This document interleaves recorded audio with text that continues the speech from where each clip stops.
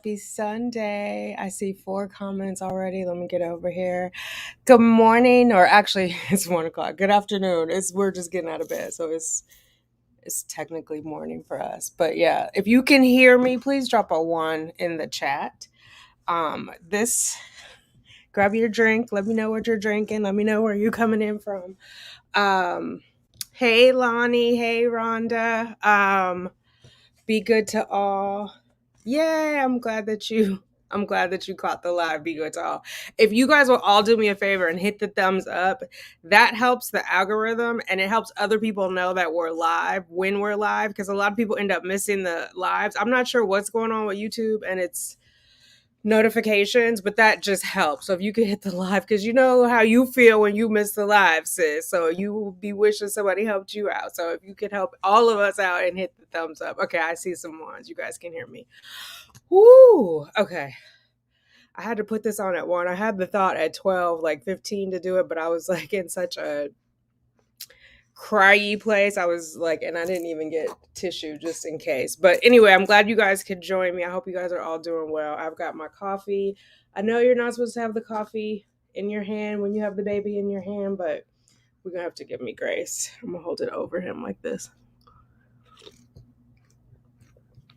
So, I titled this Tell You Something, or I feel like God has been trying to tell me something. And so whoever needs to hear this, I'm saying it for you. And I hesitate to say God because I know some of us have a sort of vicarious relationship. One, I think our relationship with God is personal, right? So I was raised Catholic, so we don't necessarily like talk about it all the time, where I know there are other religions who believe that you're supposed to talk about it all the time, and it's just different, right? I mean, and I think there's a lot of shame with me associated with it. Like, a lot of people who go to church are like, God is against LGBTQI people. God is against bastards. All these things that I fall into a category, right? My dad was married when I was born, but he wasn't married to my mama. You know what I'm saying? So I'm always like, the way that I hear the gospel, it makes it sound like I'm excluded from that. But I do believe in God. I do believe that he speaks to me. I just don't necessarily believe in all the practices of the church. Anyway, but there was stuff heavy on my mind and on my heart that I wanted to share. One, because a lot of you guys who are still in the TTC struggle reach out to me. I try to say uplifting things. Sometimes I say the wrong thing. Like, I was talking to Laura, I think about a week ago now, and I think I said like, be positive. Whatever I said, I cringed after I said it. And then like a couple of beats, because I think I paused afterwards, and then a couple of beats later, like basically she checked me, which I was grateful for, because it's not the right thing to say, right? And sometimes it's okay to say nothing. And so I am grateful for her giving me grace for that. But I think also for all of us, like, if we can give people grace when they say the quote unquote wrong thing, in the not quote unquote, it is the wrong thing. Like, sometimes nothing needs to be said. And I know like a lot of things have been said to me on this journey where I think they were coming from a place of goodness. I'm going to give them grace. If for no other reason, like, I feel like giving people grace is also like forgiveness, because when we don't forgive, it only really impacts us, right? Like, what is that saying? It was Carrie Fisher. Like, resentment is like taking the pill of poison, or taking the poison and hoping that your enemy dies. Like, it doesn't really matter to them whether or not you forgive them. It's really all about you. And I didn't understand that until my brother was murdered. Oh my God, this is going to be rambly. I can tell because I'm all over the place. But so one, I think if you can find grace for other people who are trying to comfort you in some way, but just don't have the tools. And I think some of that comes from our own childhood trauma, that we don't have the tools. It's not necessary. I want everybody to be accountable. So I'm not going to say it's not their fault at all. Which one of you guys just went in that room? Liberty, Justice, come out of there. Justice. I can't tell them apart right now. Their hair is so long. Anyway, sorry. Oh, there you are. That is Justice. So sometimes things are learned behavior. Sometimes things have been modeled to us. Bad behavior has been modeled to us through our being raised, right? Through our childbearing, or not childbearing, child being reared as a child years.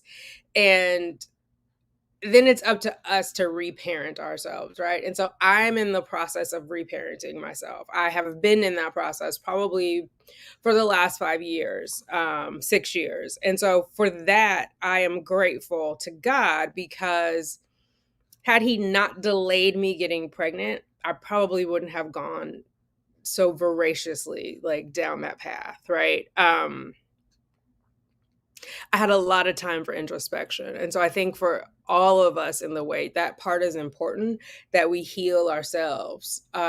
It's easy enough to like be mad at the people who parented us. And I want to be clear, it's not necessarily a parent that parents us or that models adult behavior for us, right? It could be an aunt, it could be an uncle, foster mom, whoever it is that's helping rear you. Who has influence over your life. You know, we have those aunties that we look up to, those uncles. So they're modeling behavior that we will then go on to repeat. But once we become an adult, it is our responsibility to figure out what's right and what's wrong. And we can no longer sort of attribute that. It helps to understand it. But I think when I first started therapy, I was very as a teenager, I was very much like wanting to forgive everyone, or not even forgive, because I didn't have resentment. It was more wanting to excuse everyone, right? I was more into, I'm going to get to you guys' comments too. Sorry. I'm just going to talk for a little bit because I got to tell you something. It's on my mind.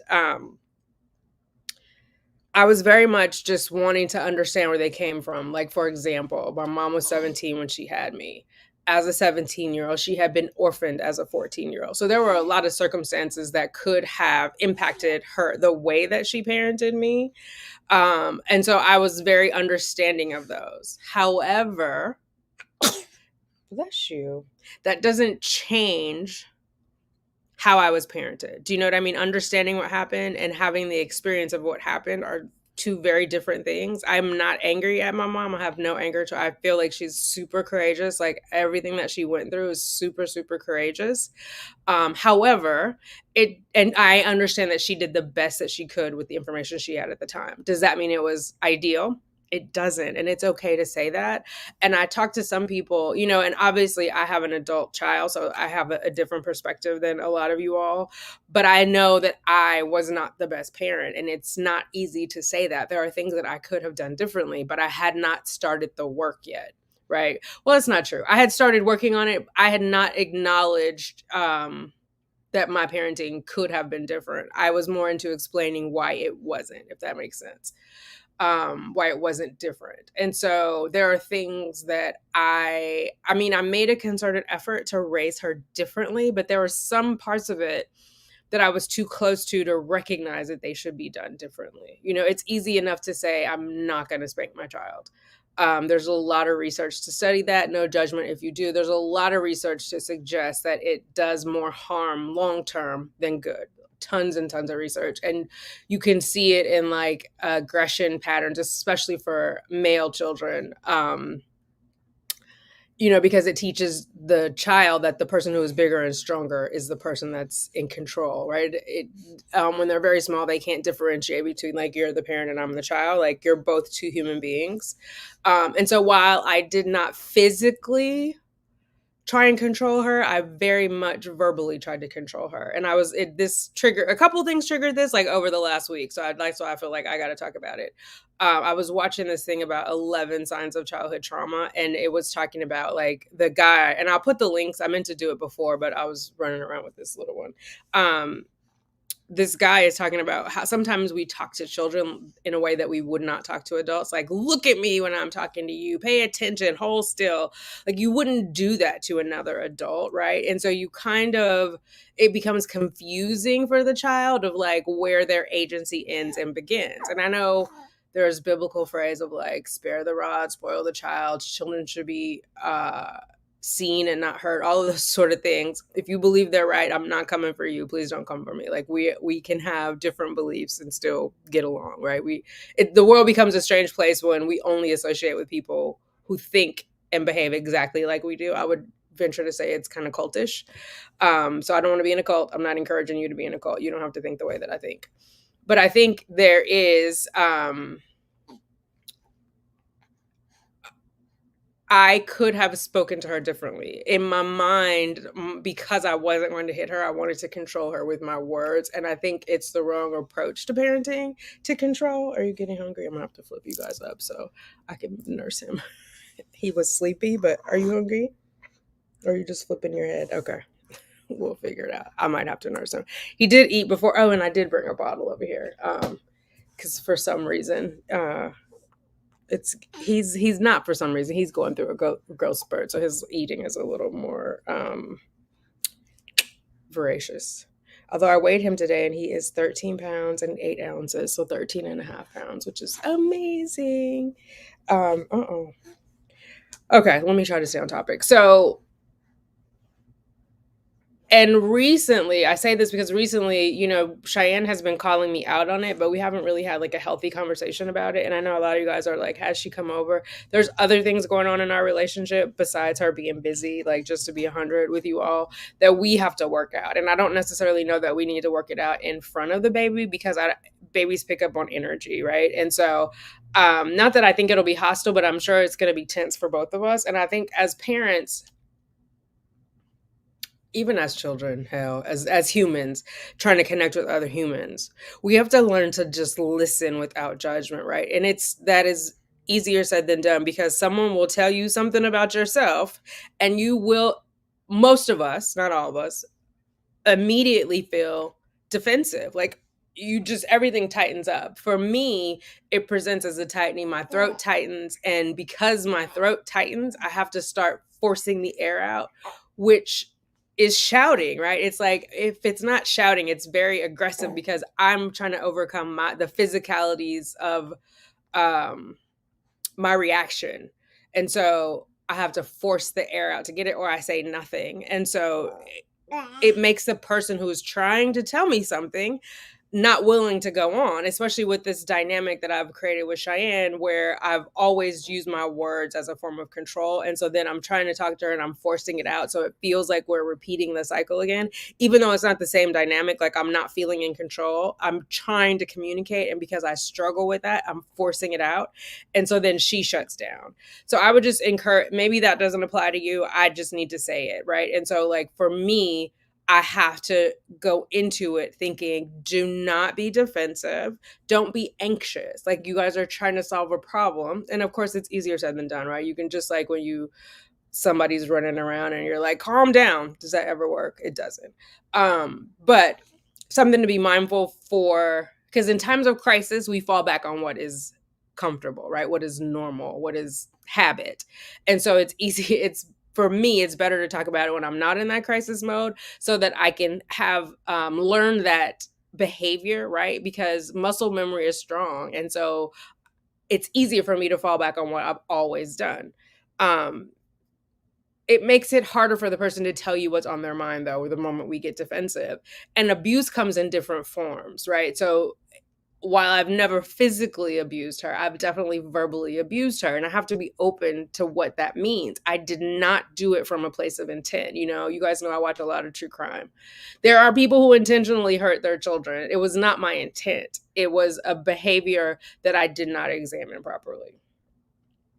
I didn't really think about all of these things until I started trying to conceive at an older age. And I do feel like that is why it was delayed. So I think in the wait, find your purpose. On the journey, find your purpose. How can you make yourself a better person? And that will help the journey. And it will ultimately help you be, right, a better parent, a better person, even if being a parent isn't in the cards for you, because everybody doesn't get their take-home baby. I recognize that. But if you come out the other side a better person, a more holistic human being, a more fulfilled human being, a more self-aware human being, because I do find that in chatting with a lot of people in the trying to conceive community, a lot of us lack self-awareness, or our level of self-awareness is very low. And I mean, I can say, probably before I came to New York, I probably had 2% self-awareness, like seriously, 2%. Meaning I would do things like, and self-awareness comes in many levels. I'm going to give it in a simplified way in case this resonates with you, right? Like standing, getting off of the subway or going down to the subway and standing right in front of the stairs. That lacks self-awareness because there are people behind me that have to get by me, but I don't have enough self-awareness to recognize that in the moment. Does that make sense? That my body is now blocking other people. I'm in the way, but I stand there anyway because for me that was comfortable rather than just like getting into the crowd and finding a space. Hopefully that makes sense to people. Or being in the line in the grocery store and like not having your credit card ready or whatever, and then you get there and then everybody's waiting for you while you look through 9 different handbags that somehow you have, or a handbag, a diaper bag, a back, that's lack self-awareness. And some people could be like, well, I don't care if those people have to wait, they can just have to wait. Again, lack self-awareness. Like your focus is only on you and not on your impact. And I think like once I feel like I want to be also aware of my impact. Like, am I impacting this person positively? Am I impacting this person negatively?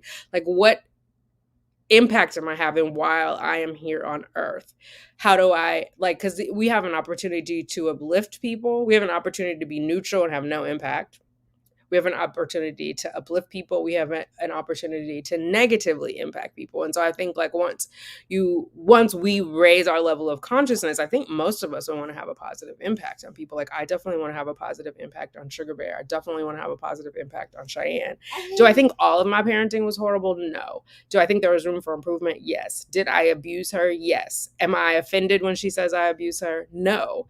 And so I think if you want to have that closer relationship, if you want to raise your relationships to a higher level, or if you want to raise your own vibration to a higher level, acknowledging all of that is important. And I'm still a work in progress. I think if you guys, bless you, I think it was on the other channel. Like I had met someone, I went out, I met a guy. I was kind of iffy about him at first, but I was like, again, I have baggage. I have a habit of second guessing myself because as a child, I was always second guessed. Like, are you telling the truth? Are you lying? Are you, which as a young age, it made me figure out like adults don't know. Cause I remember, oh my God, I'm all over the place. 3rd grade, I got blamed. There was a girl, Angela Brown, who cheated off my test. I was going to West Fresno Christian Academy. I went to a different school every year until I got to high school. So I was at West Fresno Christian Academy. Angela Brown cheated off my test. And this was a school that had corporal punishment. They didn't know which one of us was lying, so we both got paddled, which I thought was so unfair. But she wouldn't like admit that she cheated, and they didn't know who did it, so they punished her, which is really weird. Like, why would the person who had their paper copied be beaten? You know what I mean? Like, it was a very strange adult behavior, but then it teaches you kind of to second guess yourself. Like, does it matter if I tell the truth, right? Or I would be told things like if I'm crying, like, I'll give you a reason to cry. So it's one, invalidating my feelings that I'm crying, right? Because we all want to be acknowledged for how we're feeling. So it taught me to really not talk about how I was feeling or express how I was feeling because it didn't really matter if it didn't suit the adults, right? So and then the other thing is second guessing it. Like, well, maybe I don't have a reason to be crying, right? So that is something I'm overcoming of like learning to trust my intuition. So this guy, I had a little bit of iffy, but I gave him a pass because again, I'm second guessing myself. Then he invites himself over. So he was like, he had asked me if I wanted to do something, and I was like, no, I can't do it. It was last minute, first of all. I can't do it because I've got groceries coming tonight. And so then he was like, well, why don't I come over and bring a bottle of champagne? And so I just put no, and like, we were texting, I put no and like the laughing hysterically faces. And he got offended. Like, I mean, offended, and was like, oh, you were acting like I'm some kind of creep, blah, blah, blah. All I said was no and the happy face and the laughing faces, right? I never said he was a creep. You invited yourself over and I said no. Which was all of the red flags of like, I should have trusted my intuition at first. Something was not right with this guy, right? Because who invites himself over, one? And if you do and the person says no, how is that offensive to you? Unless you were up to no good, right? Like, it's my space. I have a right to say whether I want you in it or not. Which is why, because we did what do you call them? The premiere yesterday. So we were all live in the chat, which is why like impressing upon Sugar Bear about consent. Like, and so I ask him, even though he can't say it, I want to model that behavior for him, because anything about our space and our body, we should be able, without shame, to give consent. Yes, I want you here. Yes, I want that touch. And even though he can't say no, and obviously I have to change his diaper, but the diaper is like the diapering area is a very private area. So I want to relay to him that someone should be giving consent or asking for consent. That way, if there's ever a bad touch, he doesn't feel uncomfortable saying no. One, because the person hasn't asked for consent, and two, they're touching him in a way that makes him feel uncomfortable, right? So he has a voice in that, and no shame about it, because I think shame is a very dangerous thing. So yeah, the guy was upset. So then, of course, the red flags are going off, and like, thank God I told him no, because can you imagine me telling him no about coming over? Had he been in my apartment, this stranger, and I told him no, like, what if he wanted to go for a kiss? And I told him no, imagine how he would have behaved. So I always feel like that's a thing of like, when you tell someone no, how they react. So tell them no often and early is what I would say. People in your life who you kind of know, who are new to you or whatever. There was another situation where I ended up like not have. Are you hungry or not? No, you just are mad that you're in this swaddle. Anybody else feel like the swaddle is kind of like a straight jacket? I'm trying out this zippered swaddle for him, because the Velcro ones, he kung fu's out of there. He's like, mm-mm. Anyway, so, and it was a friend, it was related to this TTC journey. Now, why she was watching the channel, I don't know, because I wasn't one of those people who were like, oh, I have a channel, because I created a channel so I could have a conversation with people who weren't in my life. Just because I was worried about the judgment, right? Like, why are you trying to have a baby? Aren't you too old for that? Like, people have even I have him here, and when I was in California, I went to my bonus mom's birthday, and one of my sister's cousins, when I came up with the stroller, and she was like, oh, that's a cute baby. Whose baby is that? And my sister and I just looked at each other and smiled, like waiting for her to register that it's mine. And then she was like, I know that's not your baby. She was like, aren't we a little too old to be having babies? Well, is that really a conversation for now? Because he's already here. So it doesn't matter. Do you know what I'm saying? Again, lack of self-awareness. So I created the channel so that I could have private conversations with you all. And then she had seen the video where I talked about my miscarriage, and I was very detailed. I said the dates of when I had the miscarriage, and I recorded the video in the same year that I had the miscarriage. So she put two and two together that I had seen her the week of the miscarriage, right? I think the miscarriage finalized like on Tuesday, and I went to see her. She was on the East Coast. I went to see her that Saturday. Somehow that angered her that I had not told her about the miscarriage. She didn't tell it to me. She told it to my sister. My sister actually did. I'm going to be messy a little bit here. My sister didn't tell me. Another family member that my sister told me. And I thought that was strange. And so then this now former friend is calling me wanting to talk about it. It's obviously, to me, it's not urgent because it happened months ago. At this point, it was like a year later when this anger was shared. And I don't know if it was like weed, alcohol, whatever. We had already talked about it, and this person never conveyed to me any anger. But at this point, there was anger. I was on the phone with my mom. She keeps calling me, and I was like, I will call you back. Then I get a text of like, oh, you're talking to your mom. At least your mom is still alive for you to talk to. Again, I don't know if it was substances, whatever it was. I just thought that was like bizarre. Like, I'm talking to my mom. I'm not going to tell my mom I'm going to call her back so I can talk to you about something that you're mad about, right? Like, you've been mad apparently. So it can wait. It can wait till tomorrow. It can wait till next week. Like, what, you know what I'm saying? So then she was basically like, never mind or something. So, okay, never mind. You said never mind. The next day I had an IUI scheduled. This person, before I go to the IUI, and it was a Sunday, I believe it was a Sunday. It was either a Saturday or Sunday. I know it was a weekend day that I had this IUI.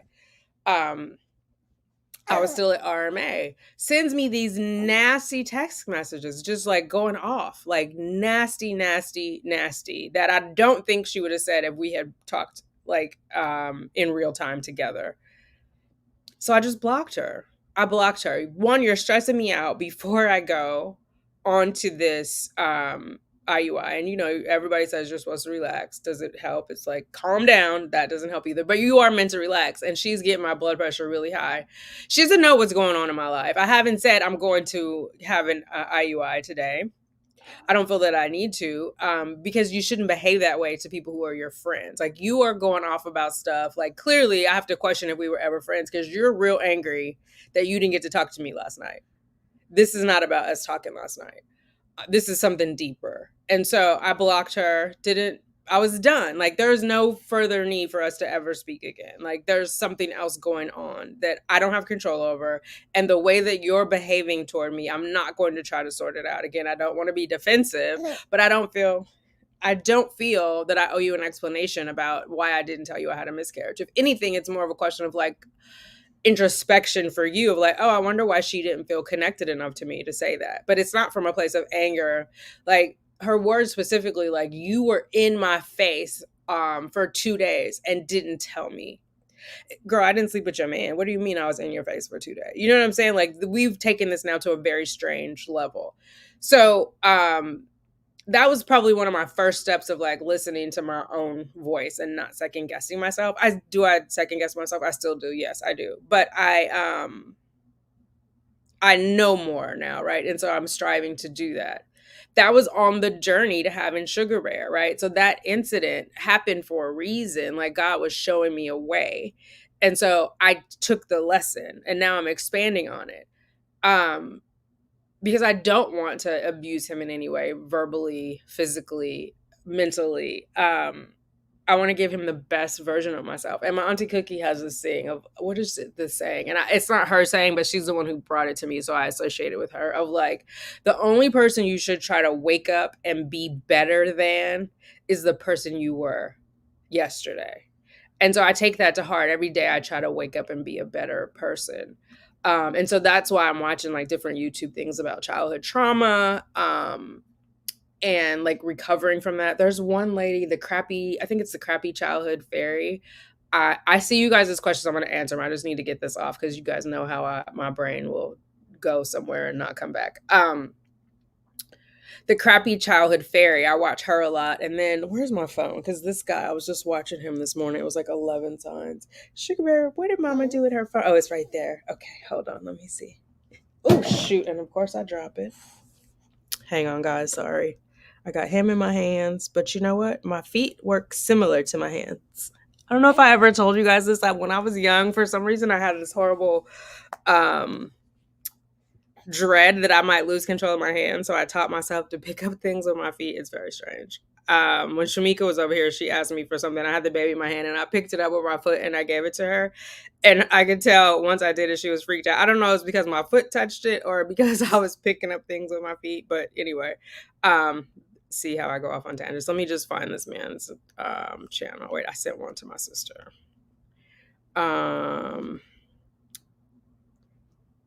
Oh, it's 11 oddly Pacific. It's Pacific, not Pacific. Pacific is the ocean, Tanika. Patrick Teahan, Teahan. He's a licensed clinical social worker, so like a therapist, but not a psychiatrist. Patrick Teahan, T as in Tom, Eahan. Anyway, so, you know, none of us had the perfect childhood, but we're all here. We're here by the grace of God.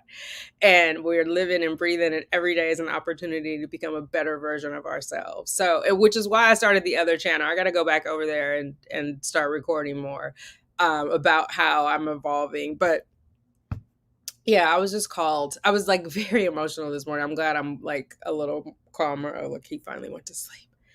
This one, it's this swaddle though. He did. We did sleep training last night and he went to sleep. He was in this swaddle. This was his second one. The first one he busted out of like Houdini. And this one, and he didn't cry a lot because I don't like to hear him cry. He just was, he fights his sleep, and usually I'm rocking him, but I know that's not going to work like when he goes off to school and whatever else. So I'm trying to, even though it's killing me, do the sleep training, but it went really well last night. And I think it's this swaddle. And it's a, well, I'm not going to lift it. It's a zip up one, and it's like a two-way zipper instead of the Velcro, which that seems to have helped. And it's got like little pockets for his arms, but not for his arms to be up like this. That's going to be the next one. But he's very much into moving his arms, if that makes sense. Yeah. So, oh my God, I'm so all over the place. Let me take a sip of my coffee and take a moment.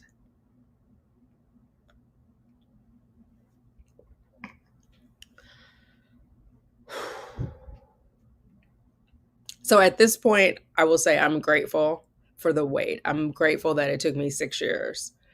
It was technically 5 years because I got pregnant in the fifth year, and then it's 9 months. So because I had him in June, and in June of 2023, and I started in May of 2017. That's where I get the 6 years from. Yesterday, I was reading comments, and a bunch of people who are, I think, new to the channel kept coming in and asking how old that I was when I had this baby.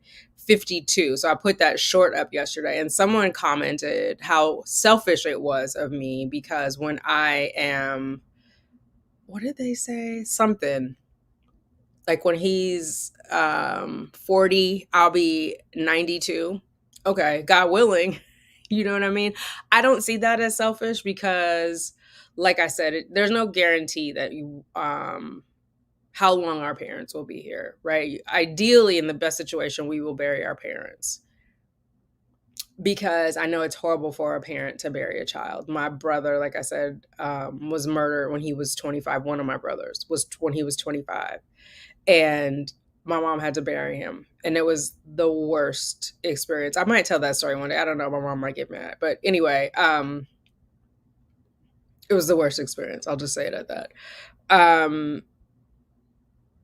And also, like, that brother had been in prison, and so we became closer while he was in prison because we wrote lots of letters, and he like explained to me how I had not been a good big sister, and that I was very much in what he calls my mother's female regime of, like, I would tell, like, mainly because I was scared of my mother. Like, I did not want to be in trouble. So like, if you're doing something I know you're not supposed to be doing, I'm telling, because you don't listen to me.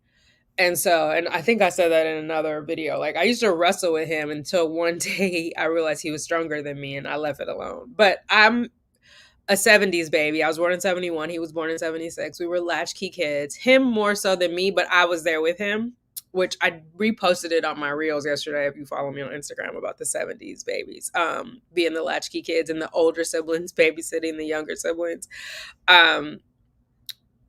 My grandmother, who I know as my grandmother, was around for a while when I was younger. We lived with her till I was 5, and she was very much involved. And then there was a point where she came to live with us. So I feel like less latchkey, but very much identify with being latchkey. So anyway, I would tell on him because I did not want to be in trouble. And he, I swear, stayed in trouble. He was on punishment all the time. Like, he was in so much trouble, you couldn't just spank him. Like, they would put him in his room. It was, I'm remembering specifically a guy named Larry would put him in his room, and he would be in there for like a week. Like, he had to come home, do his homework, and go right to his room. I should have looked out more for him, but I felt helpless as a child. I don't ever want my children to feel helpless. I did not have words for it then, so I did not have a way to avoid that with Cheyenne. There was very much a part of me that believed while I was raising her that children are supposed to fear their parents, and it's not true, because then they don't necessarily have you as a confidant, right? I'm not saying be friends with them. Like, I know there are some people who are, I'm not judging you if you're friends with your kids. That's not what I'm suggesting, though. I want to be approachable, though. I don't want to be friends as in, like, I never provide any guidance or structure, because friends don't necessarily provide that, right? Or feelings of safety, although your friends should provide some feeling of safety. If they're not, you got to get away from them. But I could have been a better big sister. I fully acknowledge that. And if I had it to do over again, it would be different, but he's gone. Um, my mother lost her mother at 14. So there is no guarantee that the parent-child relationship is going to last until the child is in their 40s, is what my point is, from both sides, right? So when the woman commented, or the young lady commented, that I was selfish for having him at 52, tomorrow is promised to none of us. So we have to be the best person that we are today. And if we get tomorrow, let's try to be a better person tomorrow. Do you know what I'm saying? Um, and get rid of toxic people in our lives. Like, if you feel like it's a relationship worth salvaging and there's something that you guys can come together, but sometimes we grow apart from our friends. Sometimes people are not really our friends, they're associates at best, you know. My childhood best friend and I are still in contact, but we're not friends the way that we were in our childhood. Like, she was my first roommate. Like, I met her in 7th grade. And we stayed friends. And again, I'm telling you, I went to different schools. So in junior high, I went to 3 different schools. I went to Kings Canyon in my 7th grade year.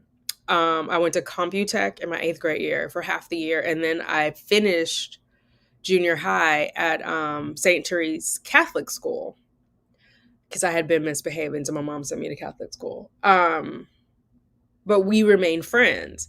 Now I'll go visit her in Florida, and her new friends will say, well, why do you say she's your best friend? I'm your best friend now, whatever. And so we clarify it's our childhood best friends. Like, if we met now, I don't know that we'd be friends, necessarily. But we have that common childhood bond.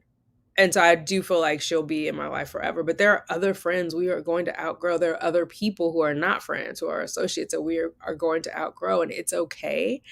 Find friends that match where you are, who can meet you where you are. And I think when you model that behavior, it's important, because then it models that behavior for children. It's not that you're throwing them away. I used to hold on to people all the time because I had a fear of abandonment, because I felt like my dad had abandoned me, even though he was around. He wasn't around. My emotional needs were not being met. So I would hold on to people forever, no matter if they mistreated me or not. And I'm very much a recovering people pleaser. I would go out of my way to make people happy because I didn't want them to leave. But it's okay for people to leave if they are no longer serving your well-being, right? And not that people should serve you, but the people around you should be healthy and happy, or working on healing, and you guys can have healing in common. But if they're not serving that purpose, you got to let them go. You have to let them go for your own sake, right? It's just like, if you're in a river, you don't have on a life vest, or maybe you have on a life vest, and we'll say that the life vest is part of your healing, right? Like, you've gotten that on, of like, you want to do better, you want to be better, and the other person doesn't have on this life vest, and they're still going through all their trauma, and you're trying to like help them, and they don't want to be helped. They're dragging you down. You're going to drown in that river, but you have on your life vest. So in life, you got to let them go. Like, hopefully they can swim their way out of it, but your life vest is not strong enough to hold both of you up. They got to put on a life vest too. So if the people in your life are not meeting you where you are, you got to let them go. And that might be things that you need to do in the wait. It might even be the partner that you're trying to conceive with. You know what I mean? Like, oh, I knew I should have got tissue. I'm going to wipe it on his muslin. Don't judge me, because this is what we wipe up spit up with. So, um,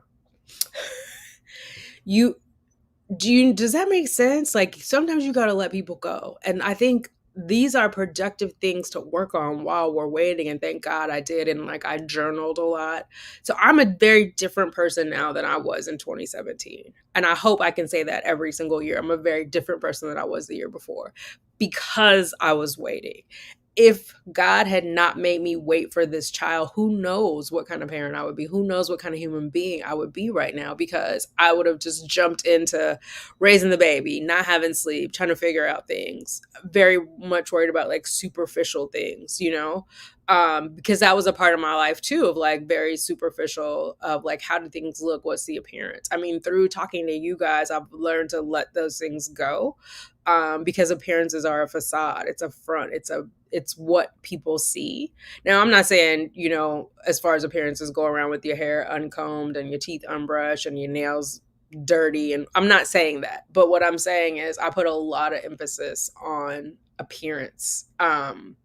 And I do that much less now. And also I'm not as guarded. Like my sister came to help me with the house and it was a mess. It was definitely a mess.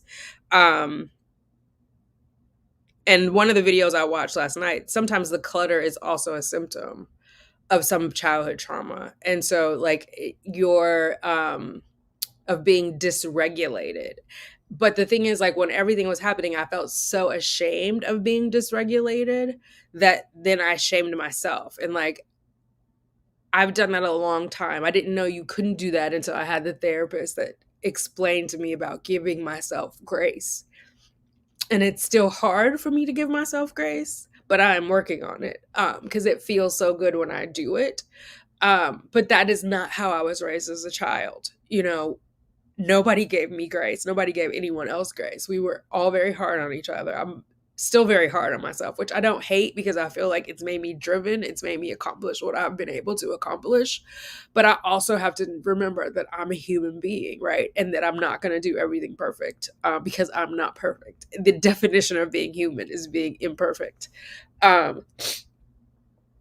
So I was struggling with that, but I let my sister in and she helped, you know, like asking for help, receiving help was very difficult for me. And she was like upset when she got here. She was like, you got me over here talking about you, because she came in to like clean the kitchen. There was stuff that had mold on and she went and got bleached because I just couldn't go in there anymore. But it was because of shame. Like, how did I let it get like this? And it was like building up and building up. And so, but those are things that I have to talk about because otherwise they're going to strangle me, if that makes sense. Like, I have to say, like, this is where I am and give myself grace for being in that place and figure out how to get out and how not to be back in that. Like, I had that feeling when I came back from California of like, oh my God, I deserve so much more. But there's a part of me, as far as like my home environment and keeping it clean, and orderly, but there's a part of me that's so dysregulated that I can't figure out where to start, which I'm going to work on that next week. But I got trash bags coming. I'm going to throw stuff out because there's also a thing of like holding on to things and being a pack rat. And when am I going to have this again? So there's like a lot in that that's more than just having a messy house, right? There's a lot of stuff to unpack. So I started going to therapy again. Like, I'm doing every other week instead of weekly, but I resumed that and just figuring out like what's going on. Because I got to understand it so that I don't model it for the baby, right? Because I want him to have the best shot at being healthy. And even I remember my friend Marie would joke back in the day of like, our kids are going to have to go through therapy no matter what. It's a matter of how much therapy they need.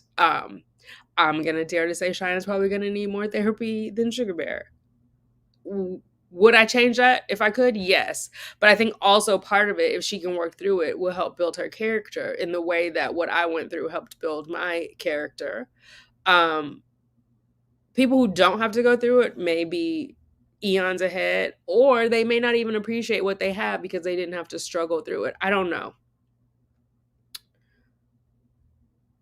If there's anything that I could do to encourage you, though, is accept yourself where you are without judgment and give yourself grace. And then if there are things that you want to work on or you feel need work, figure out how to do that. And I know, especially in the Black community, therapy is kind of taboo. Medication is kind of taboo, like me taking the Zoloft, but that helps me with my dysregulation. It's one of the things that my brother kind of judged me on of like, you don't know what they're putting in that medication and then you're going to get stuck. You just need to figure it out. But it wasn't that easy for me to just figure it out. I think anytime someone says just do something, it's never that easy. Sorry, Nike. But yeah, like just adopt or, all of those things.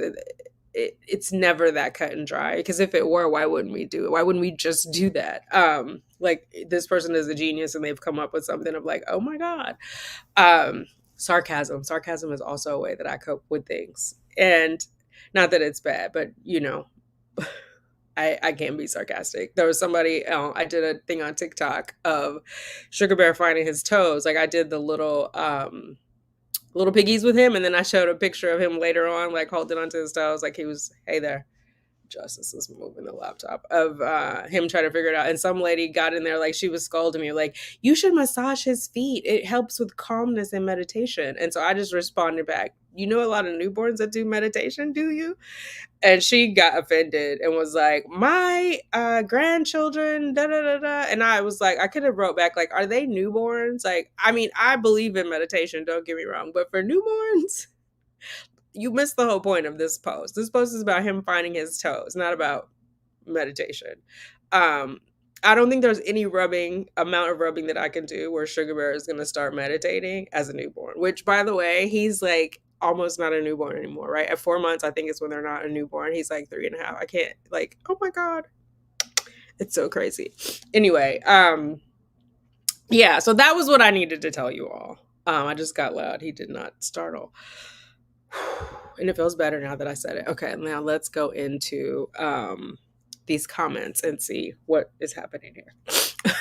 If you're just joining, welcome. If you're on the replay crew, we welcome you.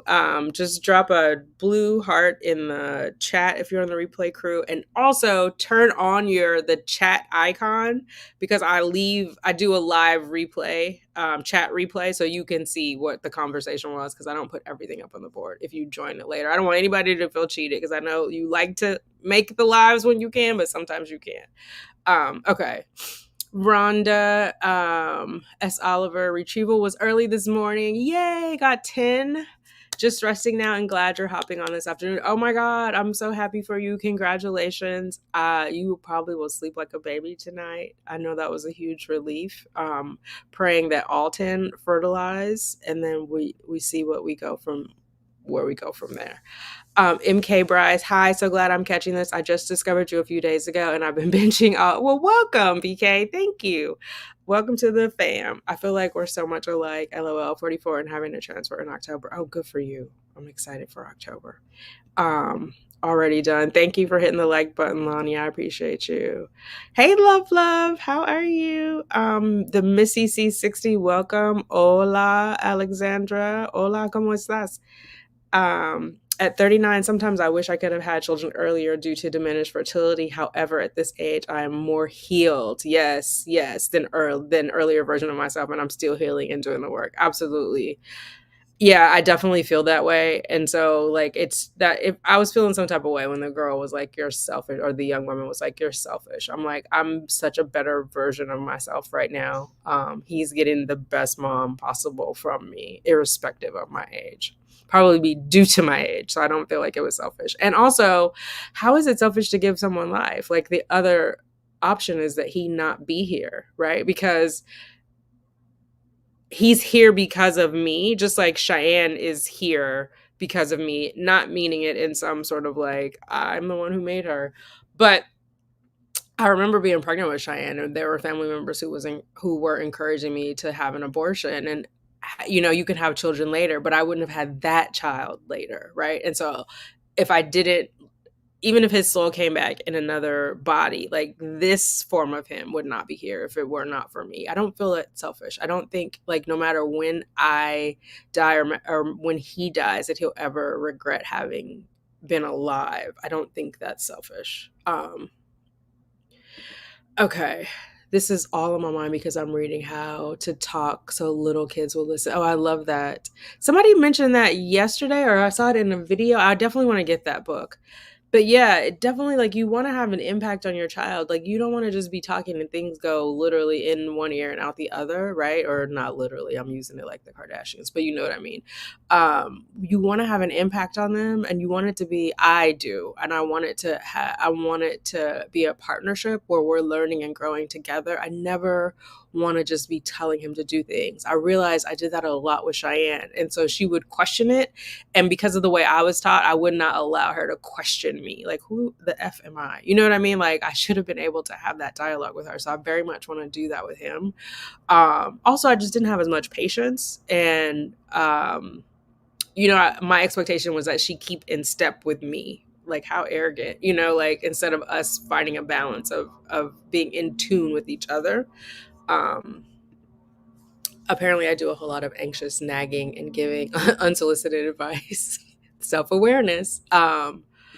A lot of people do nagging and it comes from a good place. I realized on this journey, because it used to annoy the hell out of me, like no shade. But sometimes people do that out of love. Like there was someone I had to block on Instagram because I was like, everything you send to me in my DMs is negative. And she's like, oh, I'm trying to be helpful.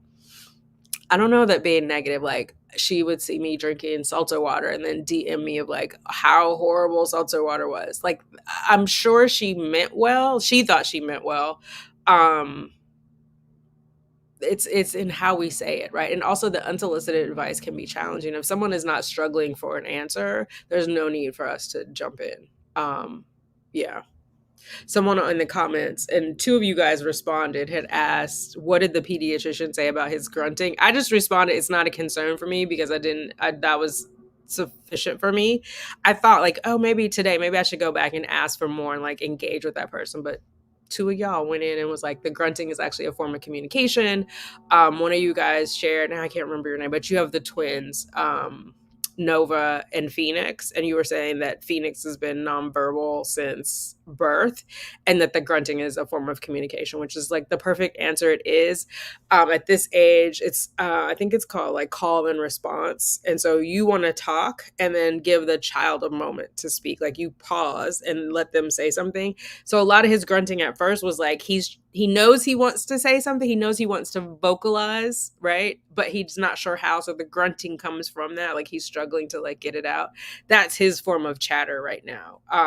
But it's important to give them that call and response time so that they are aware that it's their turn and that I want to listen, right? That it's his turn and I want to listen to what he has to say. Like I want to listen to what he's communicating. And so, yeah, the grunting is a part of that.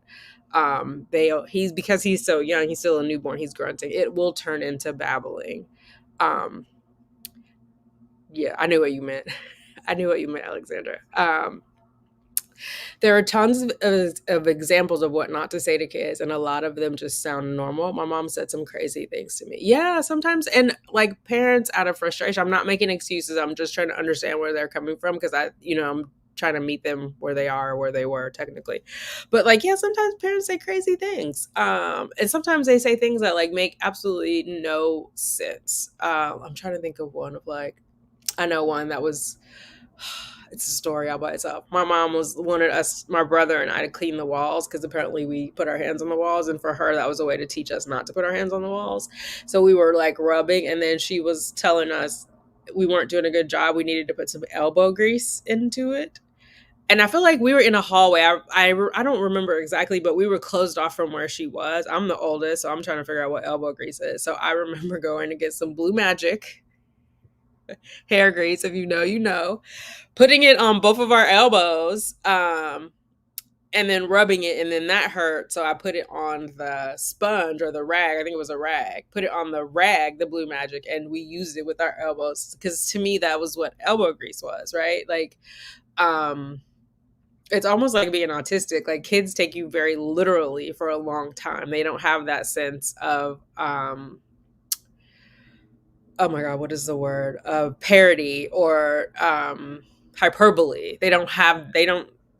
What? Like they literally think you're saying what you're saying.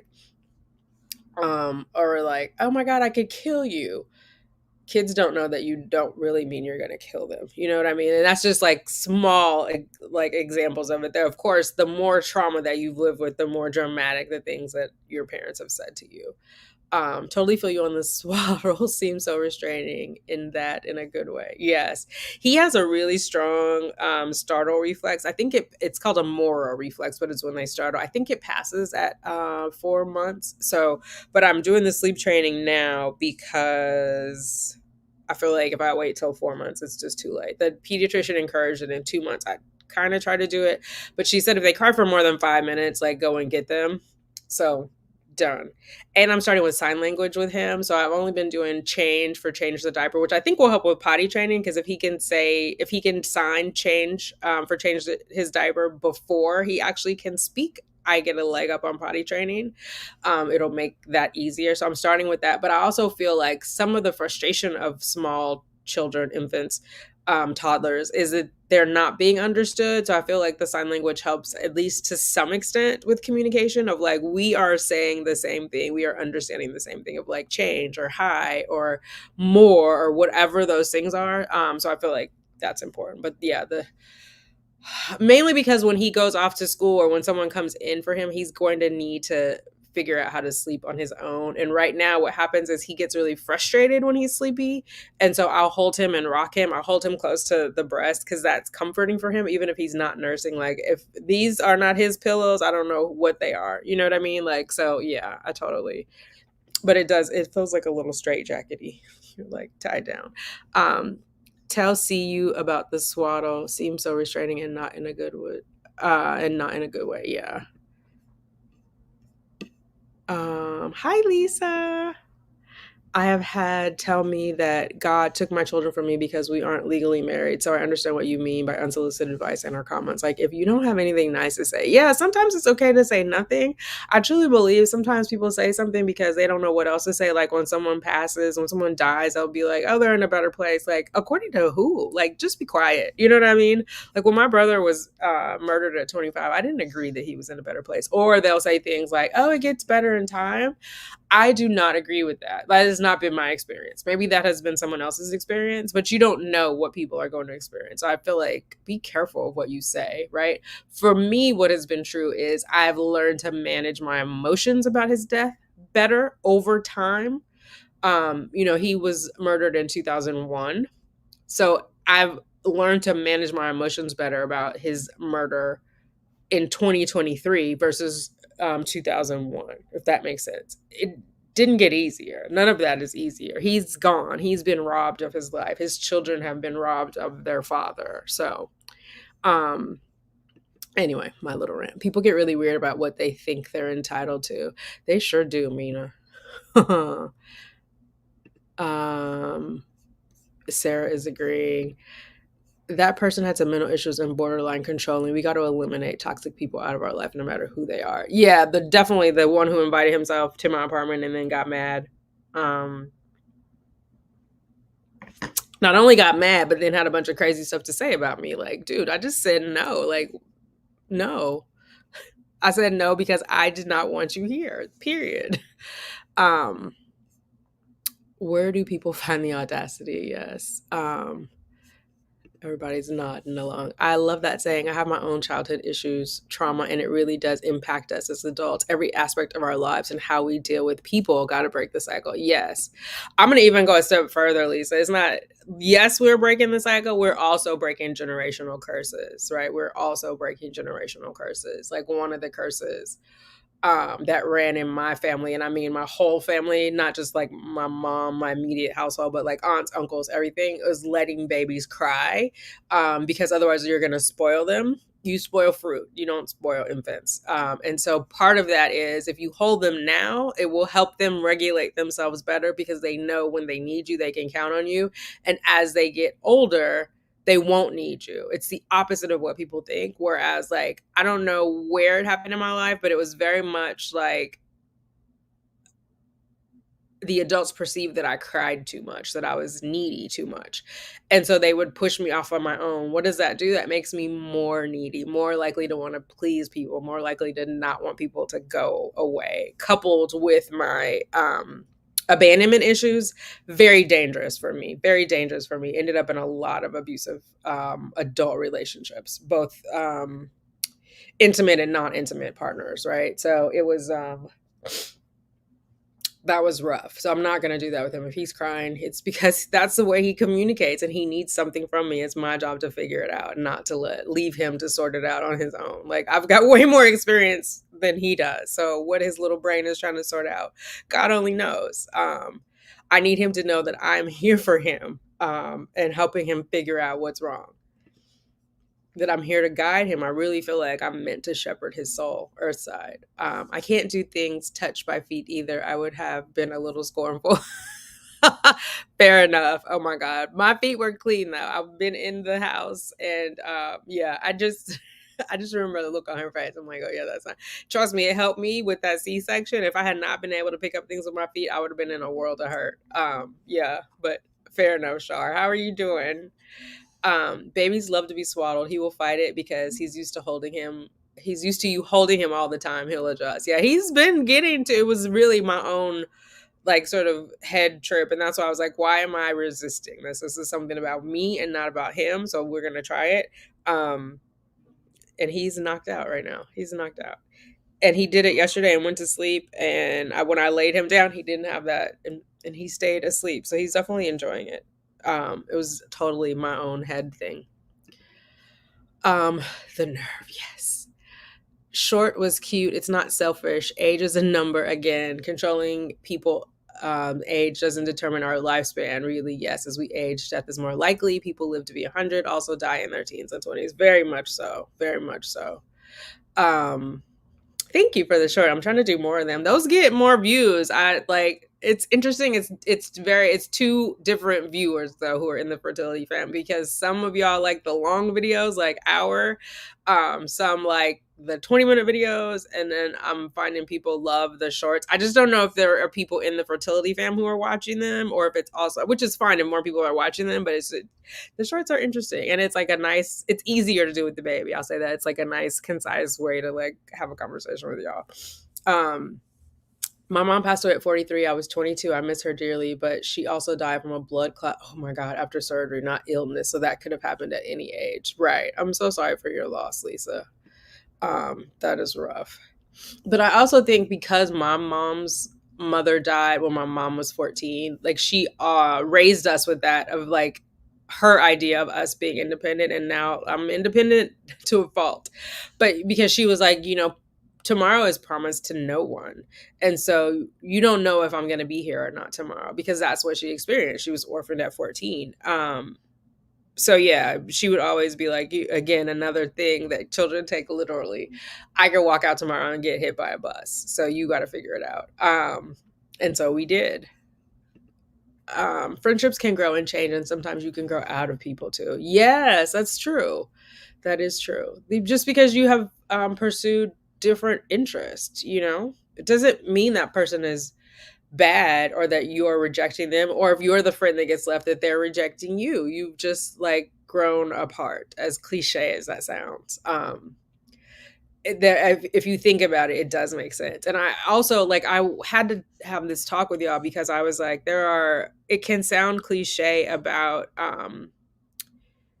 find something positive in the wait, or find purpose in the wait, right? And so I did find purpose in my wait for my child. So I would just encourage you, if you're still in the wait, to find purpose in that and figure out what are the things that you could be learning, because it is easy to wallow in self-pity and why me. And I will never forget, like when my sister got sick with her kidney disease, she would say, this is as she retold it to me, that she in her head was thinking, why me, why me? And she had gone to church, and some lady, like she hadn't said it out loud, again, it was in her head, some lady turned around and was like, why not you?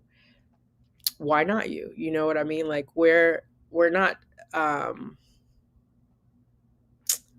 free from difficult times. We're not above difficult times. I think we become better people through difficult times. It is, you know what they say about like fair weather friends. It's easier for people to be your friend when everything is going great, but let something go wrong and they all disappear. And even that is like, if something only goes wrong once in a while. I've had people that I had to let go of because I met them in trauma, like true trauma bonding, but then I overcame and went through and they were still in that. And so I have to let these people go because I can't hear about them wallowing in all this trauma and not actively doing anything to get better. Not actively doing anything to get out of it. Like therapy is so easy these days, like easy as in accessibility, not easy to go through by any means. Everybody who goes through therapy, you do have to have courage, and I commend anyone who has pursued it.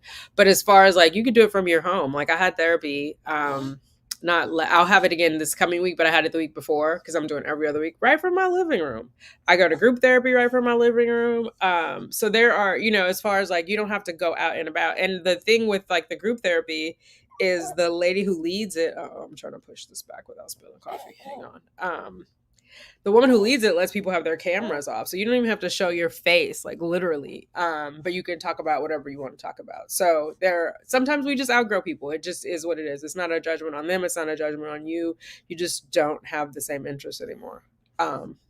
Although you desire to parent again, God already decided for him to be here, right? He is a part of God's design. We are the vessels which bring forth life. Yes, totally. The moment a friend starts acting entitled in any way, I seriously rethink my future with them. There are some things I really can't tolerate. I totally relate to that. And I'm learning to that. I'm not going to say I'm good at like the moment, because again, the people pleaser in me is still being reformed, but I'm hip to it pretty quick now versus before where I would tolerate it a little more. Are you awake now, man? Hey there. Yeah. But the entitlement, you don't owe anybody anything. And if that person is really your friend, they will understand if you say no. First of all, they should respect that you say no, right? Real friends respect boundaries. And when you feel good about yourself, you're okay with setting boundaries. When I was in people pleasing mode, it was very hard for me to set boundaries because, again, what if that person runs away? But then people use you because they know that about you, right? That you don't want them to leave you. So they'll do anything and everything and run all over you. So the entitlement is real. Yeah. And that is a thing too, like without divulging too much, but I'll just say there's a person in Cheyenne's life who invited themselves over after I had the baby and was like, oh, I'm bringing flowers and blah, blah. And I said, because the message was coming through Cheyenne, please tell that person thank you, but no thank you.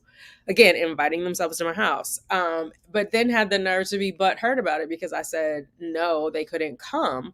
So were you coming to bring me the flowers because it was about me or because it was about you? Because I'm saying thank you, but no thank you, right? Like for you to be here, is just infringing in my space. This is my space. These are my boundaries. And so that got convoluted too, because again, Cheyenne and I are still mending our relationship. And I think because that person was offended, then she was kind of on the fence about being offended on their behalf. But no means no. Like you can come at another time. First of all, I don't really even know you like that to come over and be meeting my baby and to be in my space. But also like I don't even have to go into all the excuses of why, right? I just didn't want them here, period. And that person was offended by it. And so I have to question that person's motives. Like you were coming to bring me flowers and meet the baby for you. It wasn't for me, because if it was truly for me, you wouldn't be offended that I said no, thank you.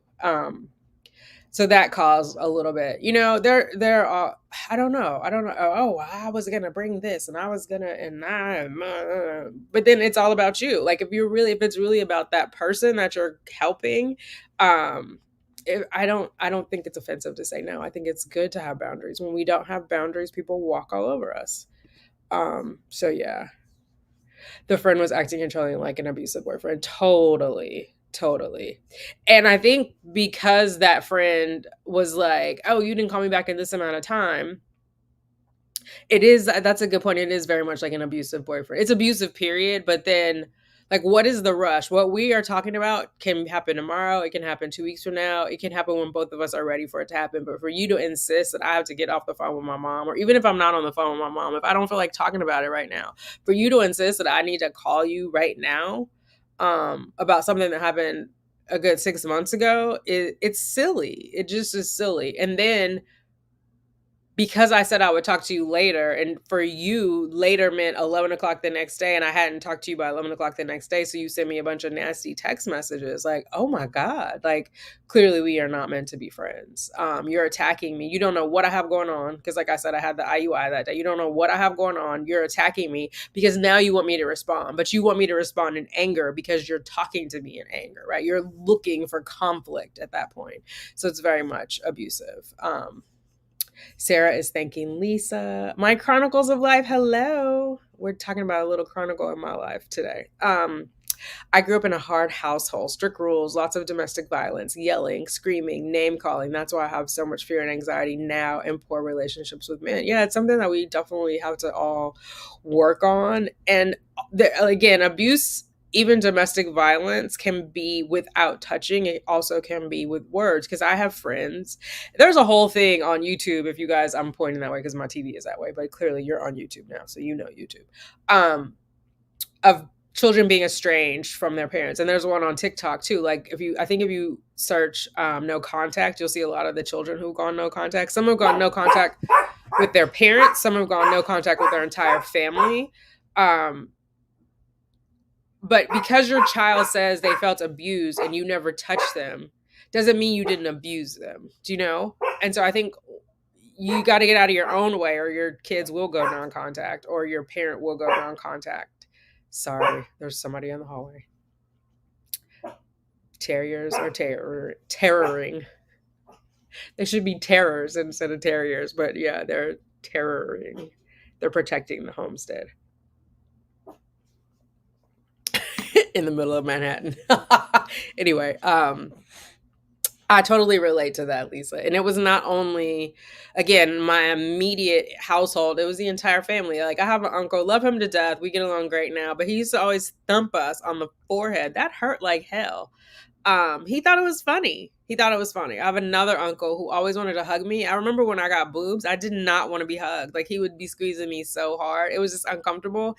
And there was a while, like, your boobs like develop before they get big. Like, they start, at least for me, they were sensitive, even though I had what my mom called nubs. And I wanted a bra because I wanted to protect the nubs from rubbing against my shirt. And like, for a long time, I couldn't get a bra because she was like, you don't have any boobs. Probably, I think she was in denial about my like maturation, but whatever. So my uncle would hug me. So then finally I was like, first I would say, you're hugging me too tight. And he'd be like, oh, there's no such thing. And he would hug me tighter. And then I just was saying, like, don't hug me. Like, because I was uncomfortable. You know what I mean? Like, don't you, and that's the thing. And he got offended. But if we teach our children, if we teach humans that our body is ours, our personal space is ours, we have a right to say, no, I don't want you in my space. I don't want you touching my body. Like, we have that right. And it can be dangerous if we don't give that right, if we don't explain that right to our children, right? That is where like molestation and abuse, and I'm not victim blaming, but I'm saying it's harder for that person to find their voice in that. Because sometimes people don't tell because they're ashamed, or like they think the parent is going to get mad at them, or even their abuser. Oh my God, I've gone off on a tangent. I'm gonna bring it back. But even their abuser uses that against you, of like, I'm gonna tell your mom, like, as if you did something wrong. Or the men are like, I watched some of these court shows too. One person was like, his 5-year-old daughter was taunting him. She was sitting on the bed with her legs open. Like, he's literally blaming her for his inappropriateness, and he's telling it to the judge. Like, he believes it wholeheartedly. 10 toes deep. It's not a thing. So yeah, it is. And sometimes we never see that. So kudos to you, Lisa, for like recognizing it, because sometimes people never see it and they just keep repeating it. And they don't break that cycle. They don't break that generational curse. And so I'm glad that you're recognizing it and working on it. MK Bryce, I'm going to put both of these together. You lost 4 or 5 of your closest friends, literally a 30-year friend, during my wedding planning. Yeah.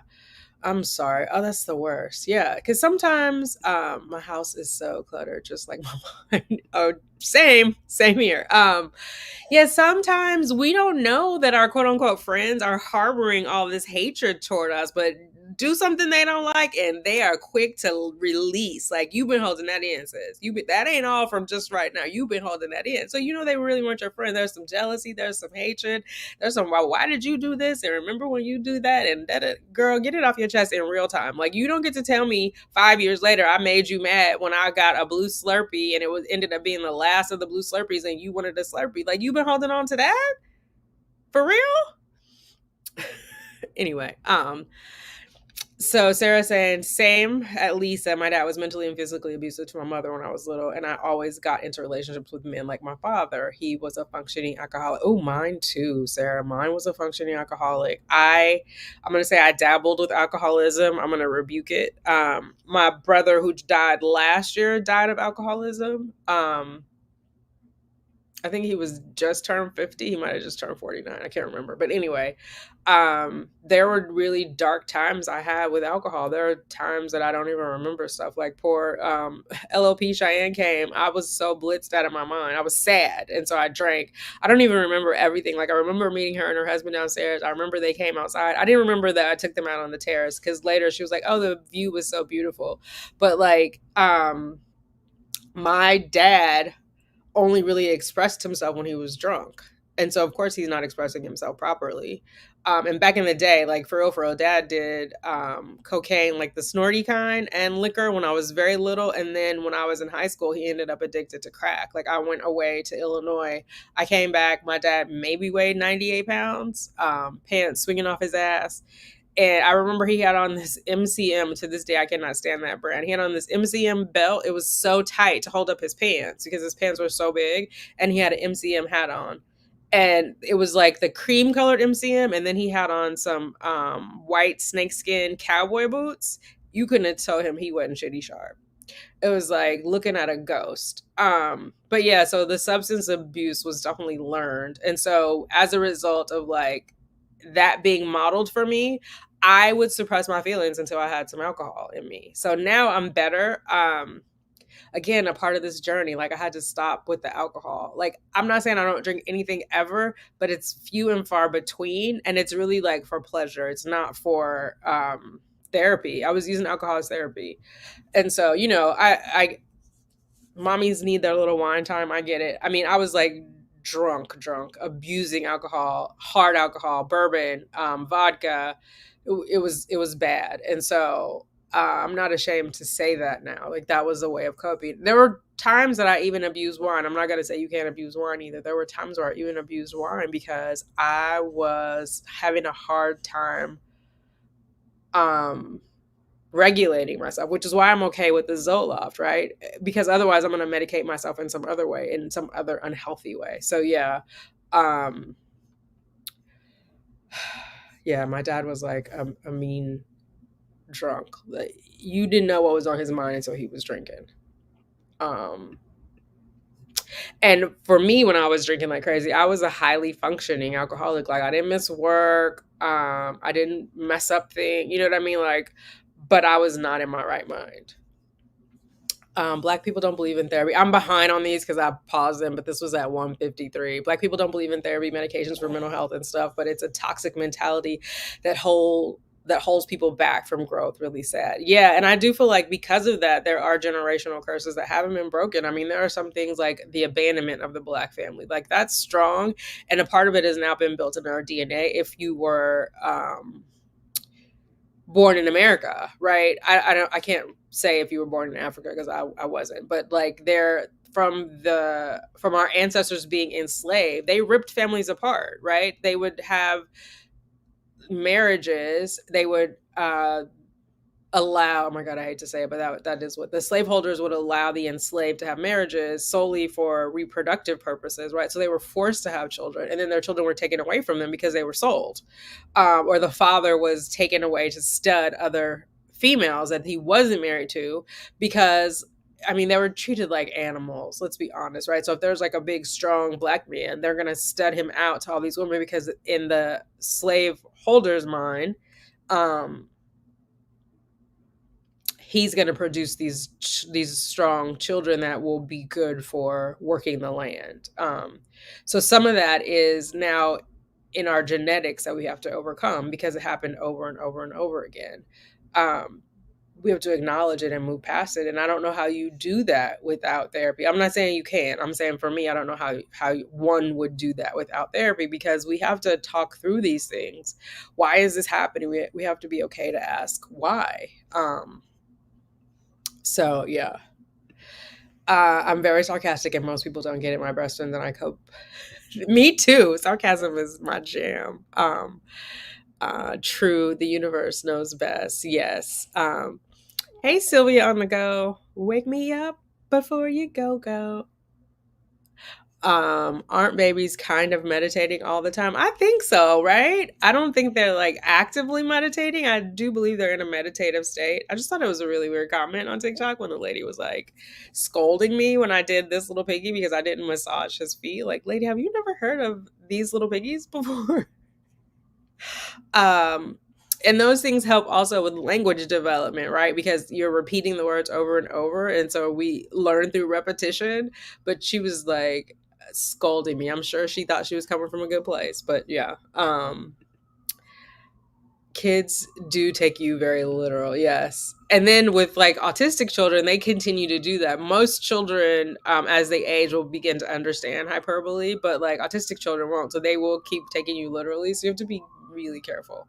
um Sylvia on the go. That's how I felt with my deceased husband. He had been dead 3 years ago almost. I know how to handle my emotions and deal with it. Yeah, it doesn't get easier, for sure. Most definitely break generational curses. Must definitely break generational curses. Amen. I think generational curses is a lot of the mess we see today with people week after week. Yes, I would agree. And I think that's why like people like the drama on YouTube too, right? Like there's one, I'm all in a business. I'm not gonna say I'm above the drama, but the I think I told you guys in the other live, the wife who has possibly pregnant by someone else had her husband put out of his own place. It's drama. They are both struggling with generational curses. I can see it as plain as day. I'm not judging them, but I can see it. Whereas before I couldn't. I had so many abusive relationships, like romantic relationships. It was very crazy. Where I was clearly being manipulated, but it was the people pleasing, it was the fear of abandonment, but I was clearly being manipulated. There was this one guy, I won't say his name, but who I was dating. My mother could not stand him. I was in LA, and he was very controlling. He wanted to know where I was at all times, right? But he was under the guise of being worried about me or concerned or protecting me. Part of it was because sis, he wanted to know where I was, so he knew if I was in his way or not. Because one day I went shopping, I brought some dish towels, and he had just moved into his place. So I was like, "Oh, I'll get him some dish towels." I came over. Why was there another woman sitting up in there, child? That's why he wanted to know where I was. So call before you go. Anyway, I had gone to Fresno. I was living in LA. Like I said, I had gone to Fresno, and he had asked me for my mother's phone number. And this was before you had like unlimited minutes on, what do you call it? Telephone calls. This was like 99, 2000. And so I gave him my mother's phone number. He called my mom like 22 times before I got to Fresno. It's like a 3-hour drive, depending on how fast you go. And he was like, "Oh, I need to talk to Tanika. It's an emergency." And my mom, with her sassy self, was like, "Then you need to hang up and call 911 because I don't process emergencies at my house. Any emergency you and Tanika have going on, I cannot help you with." Bless her heart. That woman knows her boundaries. Trust and believe. But yeah, it was abusive, right? And so there was a lot of abusive relationships. Yeah, I've been sexually abused in relationships because I was not of the mind that you could say no. Like you had to give consent. Some Donald Trump stuff, right? He said he could never have raped his first wife because it was his wife. Well, clearly she can consent. She should be consenting. So yeah, there were times where someone has had sex with me against my consent in the guise of a relationship. Oh, nice. Thank you, Sarah. I appreciate you. My mom would always say, "You are skating on thin ice," which meant I'd better watch out. "You are cruising for a bruising." Oh yeah, that one was one too. Thank you. I was like having a mental block on some of them. Was another fave. Hey, at least she gave me a warning. That's true. I don't like to live in the land of at least though. When I was a child, I used to say that so much, at least, at least. And then it was in some therapy session where it was like, at least is the lowest common denominator. And it can be dangerous. But yeah, she did give you a warning. Of all the bad that was happening, that was the silver lining. She didn't actually hit me though. She was just a colorful character. Her thing was embarrassing me in public. Oh, that's the worst. Oh my God. That is reminding me of Ruby Frankie, the embarrassing in public. She did it on a whole nother level of 2 million viewers, embarrassing your son and daughters on the internet. her son specifically, because there was one of them where she took his room away. Well, I guess he kind of outed himself, but whatever. Still, embarrassing your children on the internet is like, the internet is forever, sis. That's why she's in jail. Some people are just weird, aggressive. I'm an introvert, so I'm not comfortable with the random people in my personal space. I really need to know you. Just don't come over my house. Oh my God. So I'm an introvert too, Lisa, and I totally feel that way. Like, I'm a gregarious introvert, so people sometimes don't believe me, but like, they don't really understand introversion is about where you get your source of energy from. I get mine by going internally versus extroverts get their energy by going out. So they like to have a lot of people around. They like to just have a lot of conversations. I can get overwhelmed by that. I can do it for a little while, but then I definitely have to like go home and recharge. And they always, like extroverts, I feel like they always need to be saying something, even if it's okay to be silent. Some people are uncomfortable in silence, if you've ever noticed that. Um, it was a tactic one of my managers used to make other people uncomfortable, is he would just go silent. It's a tactics police use. If you ever do an interrogation, the people who are uncomfortable in silence will just like start thought vomiting, and the police will just be there silent, and they'll get you to confess to something you had no business confessing to, that you may not have even done. So yeah, silence can be very powerful. I enjoy silence. So I definitely am. And I'm also into very much into people's energy, into their vibe. So if like I've only met you once and I haven't, like I said, I met that guy one time and I was kind of like iffy about it, like about should I pursue engaging with him. And so I wasn't sure that I wanted him at my house. So I just said no, right? I only met you one time. And he got offended. So that was, this man could have came in here and attacked me, right? If I would have told him no, like he's trying to kiss me, I say no. He's not good with no for an answer, clearly. And who knows where it could have gone. So I think as I've gotten older, I very much understand like protecting your space, protecting your peace. Everybody ain't meant to be in your space. Everybody ain't meant to be in your presence, right? Your presence is a present. Everybody ain't meant to enjoy that present. Not in a like arrogant way, but just facts, like for real, for real. So nobody but my mother, my mom, and my boyfriend know where I live. I don't do pop-ups. We have a Ring doorbell, and if you pop up unannounced, you will be asked to leave my door. I know that's right. I got to get a doorbell. There's this channel on there of like on YouTube about people showing up to doors doing crazy things when you are not home. So yeah, that reminds me too, Sarah. My mom was good for back in the day, before there was Ring doorbells, before there was anything, there was just a telephone. If you didn't call her and let her know you were coming, she's not answering the door. She is not hiding in her house. Like, they'll be like, oh, I see you moving around. Yep, because she's at home. She's just not answering the door because you were not invited. So, yeah, it was hilarious. But I should have learned then. Lisa has a Ring. I got to get one. I was just looking at one. Like, I don't know if I'm going to get a Ring or not because I have the Google Home.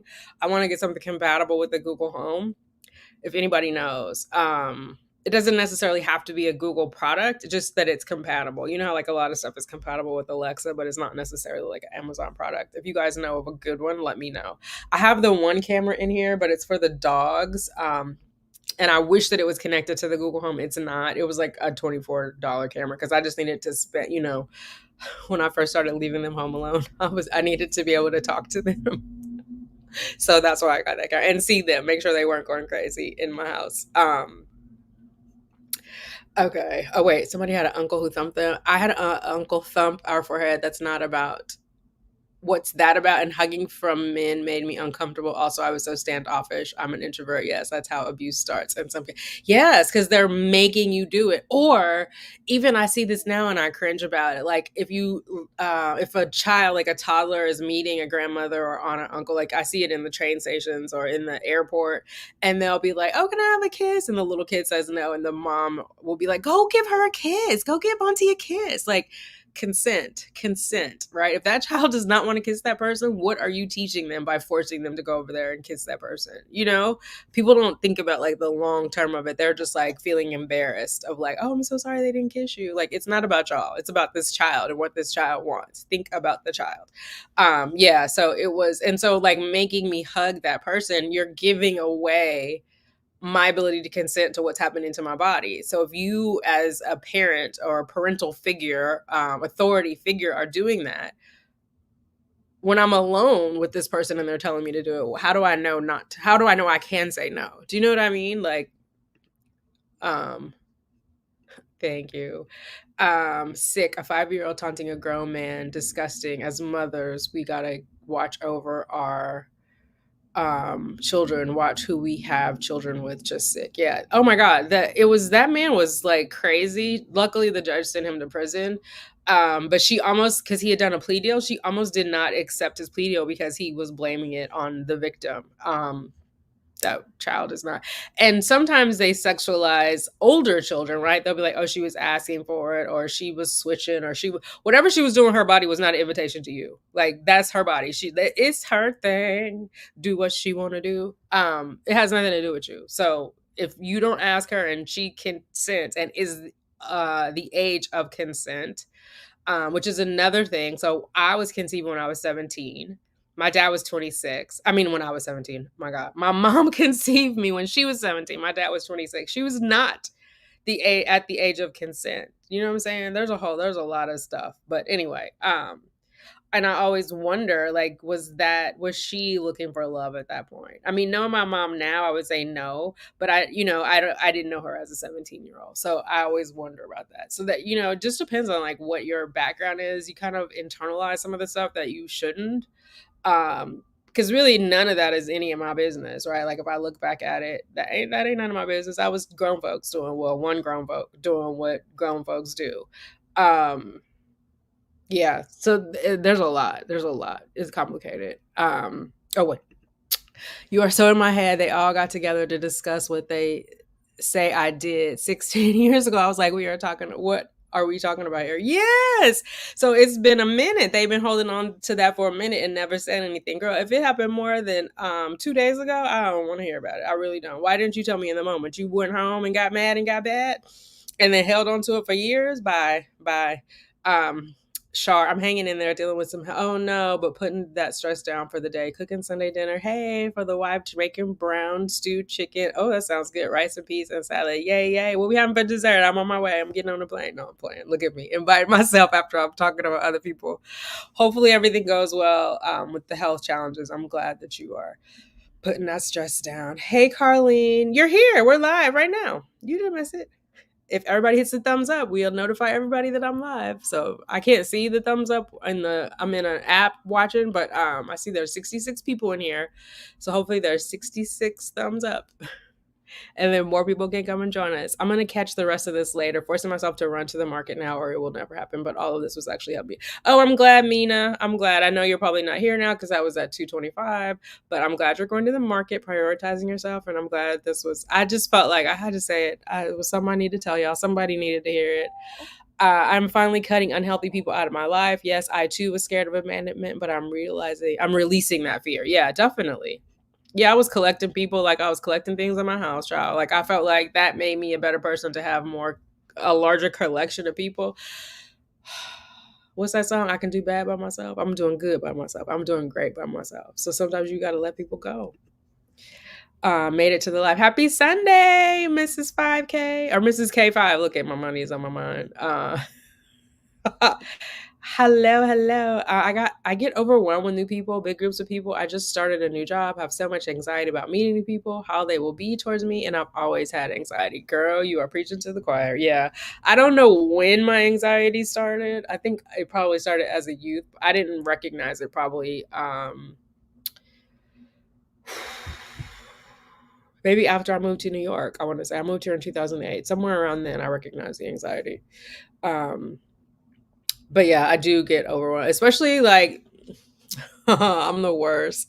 Like the company events, you'll do like they have the networking events, or when there's training, they have like a networking session. That also was probably why I drank a lot then too. Like it always had alcohol and appetizers. In order for me to talk with people, I had to drink. Like I had to just to be comfortable. But I'm not good in big crowds of new people. I don't know what we have in common. I don't know how much I want to share. I don't know how much I want to hear because sometimes people are just crazy. You get stuck in a corner at a cocktail hour with somebody saying craziness and it's like, oh my God, how do I get out? Now I would just be like, excuse me, and walk away. But back then I would, feel trapped and foolishness. But yeah, so I do get overwhelmed with a bunch of new people. Even people I've only met one or two times are new to me. Like I don't really know them, and so like I don't want to be alone with them, or even in a group with them. Like I don't know how to explain it.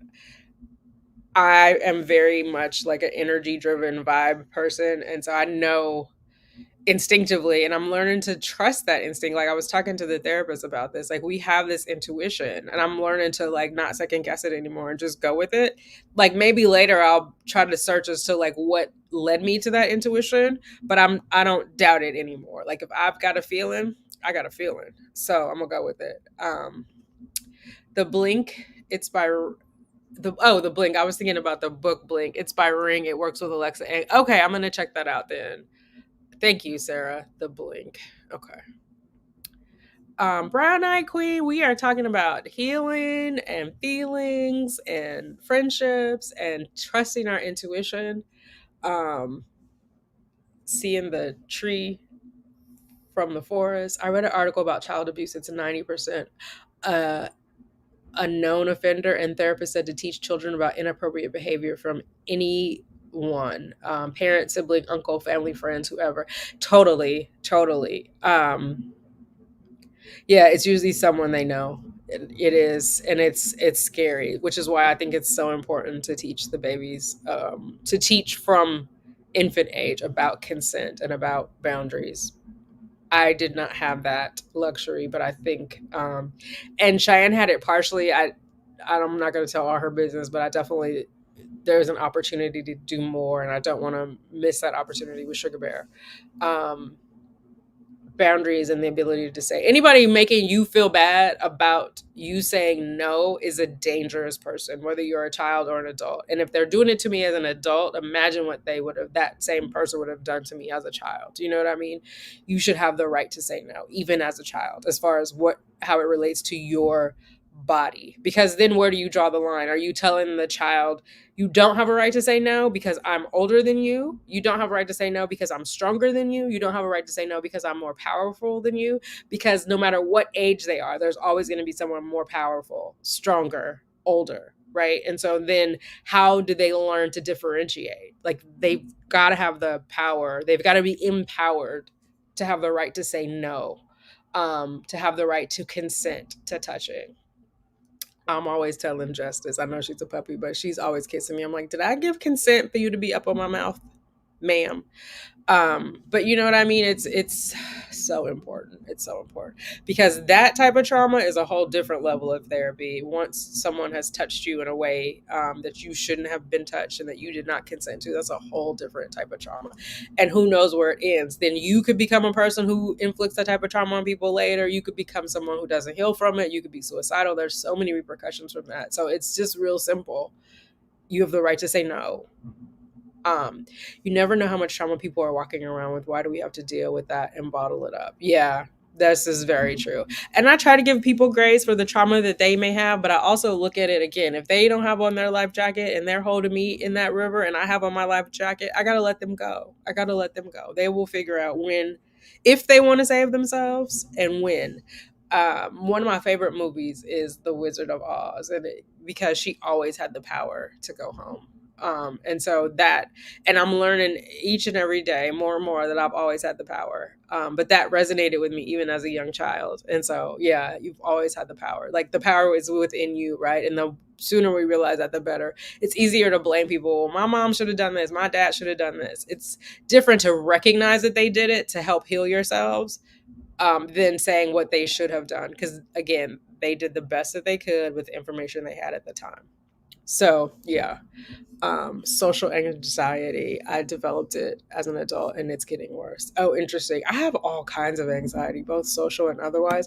There are some times that I feel really comfortable in social settings, and there are other times where I don't want to talk to anybody.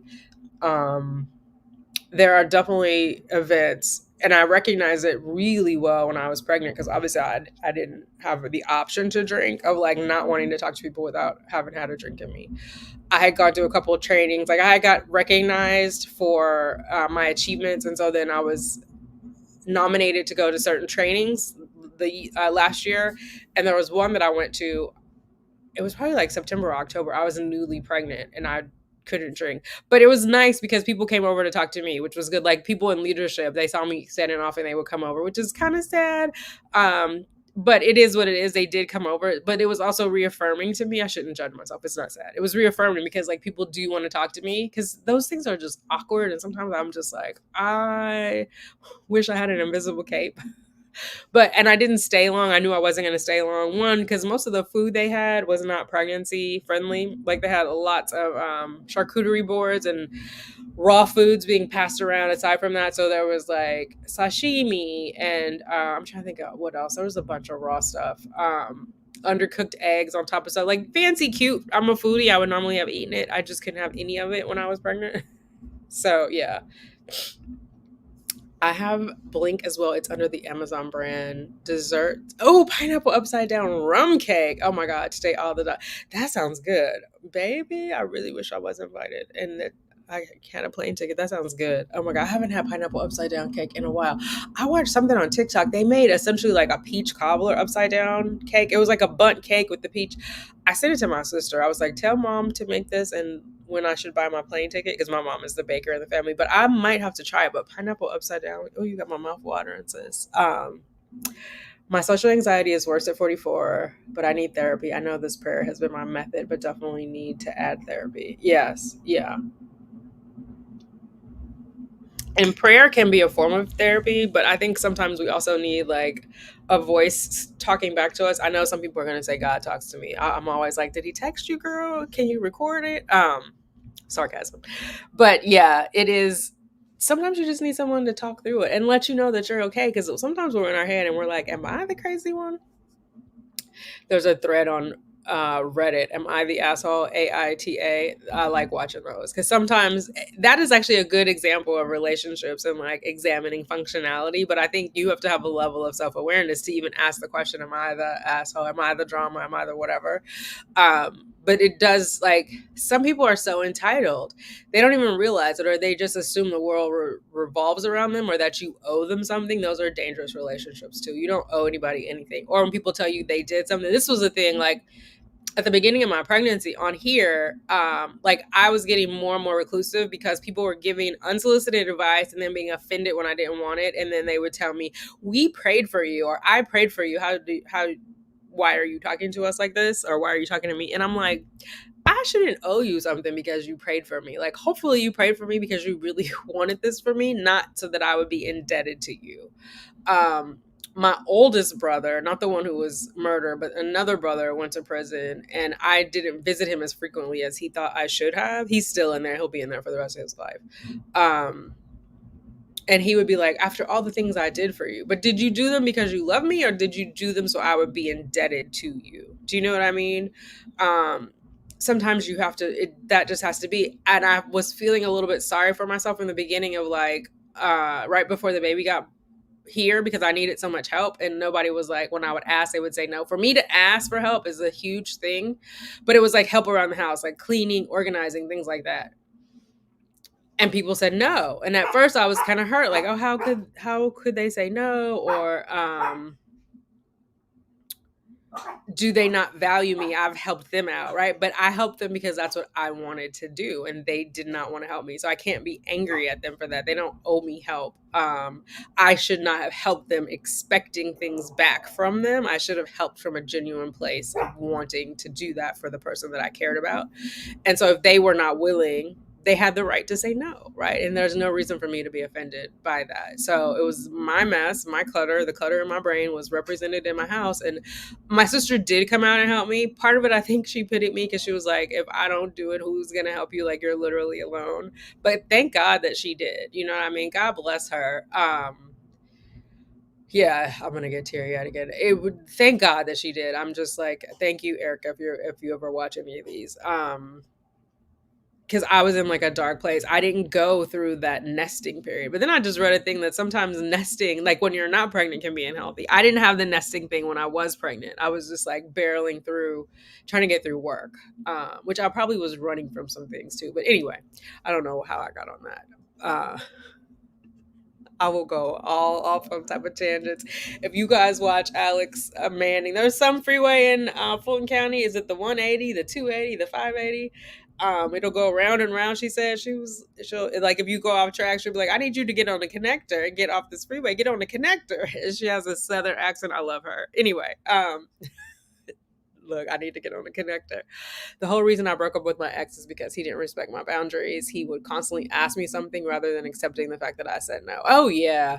Good for you for recognizing that. One of my sisters, one of the twins, would always so I had a car when I was 16. I think of all of my siblings, I was the only one who had a car when I was 16. Mainly because my mom probably didn't want to drive me around. Like, I had a schedule. I was in a lot of activities, I think, like, for her own sake. Of course, because I deserved it too, but I had to pay for the car insurance. How many times I paid for it? Don't ask. Sorry, Mom.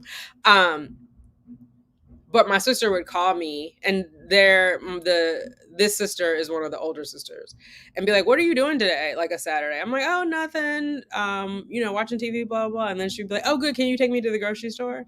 And I would be like, "No." And she'd be like, "Well, why? You just said you weren't doing anything." Well, that don't mean I want to chauffeur you around, ma'am. And she had a kid. She had her son when she was still in high school, right? And so at this point, I might have been 17. Let me see. They were born in 68. How many years? I can't do all the math. She might have been like 19, 20, somewhere around there. But then she would try to guilt me. Like, the only reason she's calling to see what I'm doing is because she wants to see where she can get in and fit in. Yeah, no. No is a whole sentence. No is a whole answer all by itself. I'm on Zoloft too. I was also hoping that once I became pregnant, I can keep it. It is my lifesaver for my anxiety. I was allowed to stay on it. I talked with my MFM. I think that's one of the things, like, when you're interviewing practitioners, whether it's OBGYN or MFM is also OBGYN. It's a high risk OBGYN, like, for real. If they believe in that, because if they believe in it, it's not a religion. But some, like, my doctor was very much like, I want you to be okay. If you're not okay, baby is not okay. So continue it. And we even went up on my Zoloft when I was pregnant. We went up to 100, and I'm still on 100. So yeah, find a practitioner that will support that. The people at the hospital, like, I didn't know I was supposed to disclose all of my medication, but something came out when I was delivering him, where I've mentioned it a million times. I will do my story one day, where the pediatrician was coming at me, and I was like, listen, we have to stop this conversation. I have an anxiety disorder, and right now my blood pressure is through the roof. And the social worker was there. So then they came back, like, after it was the next day and things had de-escalated, to ask me about the anxiety disorder, because I guess they had gone through my meds, and they were like, is that why you're taking the Zoloft? And I was like, yeah. And they were like, have you been taking it while you're in the hospital? I was like, of course. And they were like, oh, you didn't disclose that. Well, nobody told me. Apparently you're supposed to disclose it, and it's supposed to come from their pharmacy. Who knew? Nobody said that to me. Like, my MFM knew I was on the Zoloft. You know what I mean? So anyway, while I was there, I guess some of them don't believe in the Zoloft again, it's kind of convoluted because I'm in the hospital, but my physician practices in that hospital. But I guess, like, everybody that is coming in to deal with me hasn't met my physician, or hasn't intricately, it's not the right word, hasn't had this conversation with her. I don't know, but definitely find someone who has it, because even, like, my old GP was saying, like, she didn't recommend it because then the babies have withdrawals, and my MFM was like, you're still going to be on there. If you're nursing, they're still going to have it.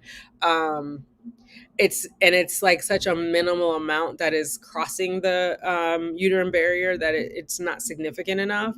And one of my therapists, the nurse who prescribes my Zoloft, was like, oh, she's, like, because she had been a midwife, and she said, even from what she knew, you don't take it through that while you're pregnant or while you're breastfeeding. But it just really depends on the doctor and, like, what research they've done.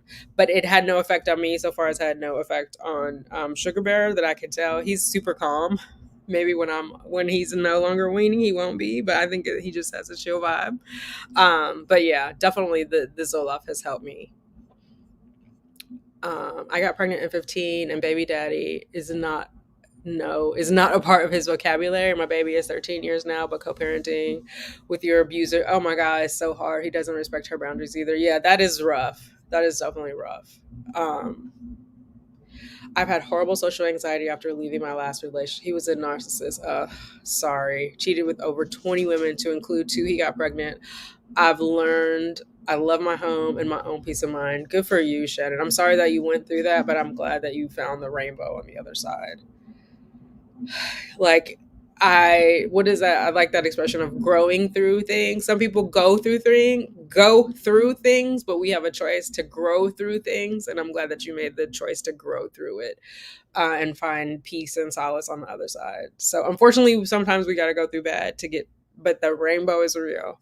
I'm on a weight loss journey pre-pregnancy, but I needed Jamaican food for my mental health today. Happy to cook for you and Sugar Bear. Oh, love it, love it. Yeah, sometimes you just got to do what's right in the moment and not like follow all of these other things. And oh my God, weight loss journey is like a struggle all by itself. Are you guys? I'm leaning you, right? Because now justice came to lay on the pillow that you guys are sitting on. Do you feel the warmth of justice? Do you want to feel she didn't get consent? That justice. I struggle with hearing "I'll pray for you" as anything but patronizing. But I know patronizing, but I know that's me and my trauma with the church. Yes, I was saying that at the top of it. I struggle with the church, like being a part of the LGBTQ community, and have not being my parents not being married to each other when I was born. I feel like there's been a lot of judgment, and I think like some of the churches are more accepting, and it's more like the parishioners that are still carrying that on. But any church that teaches hate, I don't want a part of. Like, I believe in God, but I don't want to be a part of a hate or a judgy. And a lot of churchy people are into the patriarchy and supporting the patriarchy, which usually involves shaming other women so that they behave in the way that the patriarchy wants them to behave. So yeah, I pray for you is hard. And it was funny because there was this time I actually said that cringe to someone, or I think I said, bless you, something. I don't remember exactly. It might have been I pray for you. And she was like, no, thank you. And I was offended. I said it to someone else. And they were like, some people don't need your prayers or don't want your prayers or your blessings because everybody's blessings and prayers are not fruitful, right? They don't mean well. And so, yeah, that stung me a lot when I first was getting that. But then I was like, these people were never for me. If they prayed for my child and now I don't want their unsolicited advice and that's offensive, then I'm just gonna have to be offensive, you know? Tanya, I just happened to jump on YouTube and saw that you were live. Yay, girl. We over here talking about trauma and healing and all that fun stuff. I'm glad you made it. Oh no, I'm sure I'm so late, but greetings. Hello, how are you and the little baby doing? How's nursing going?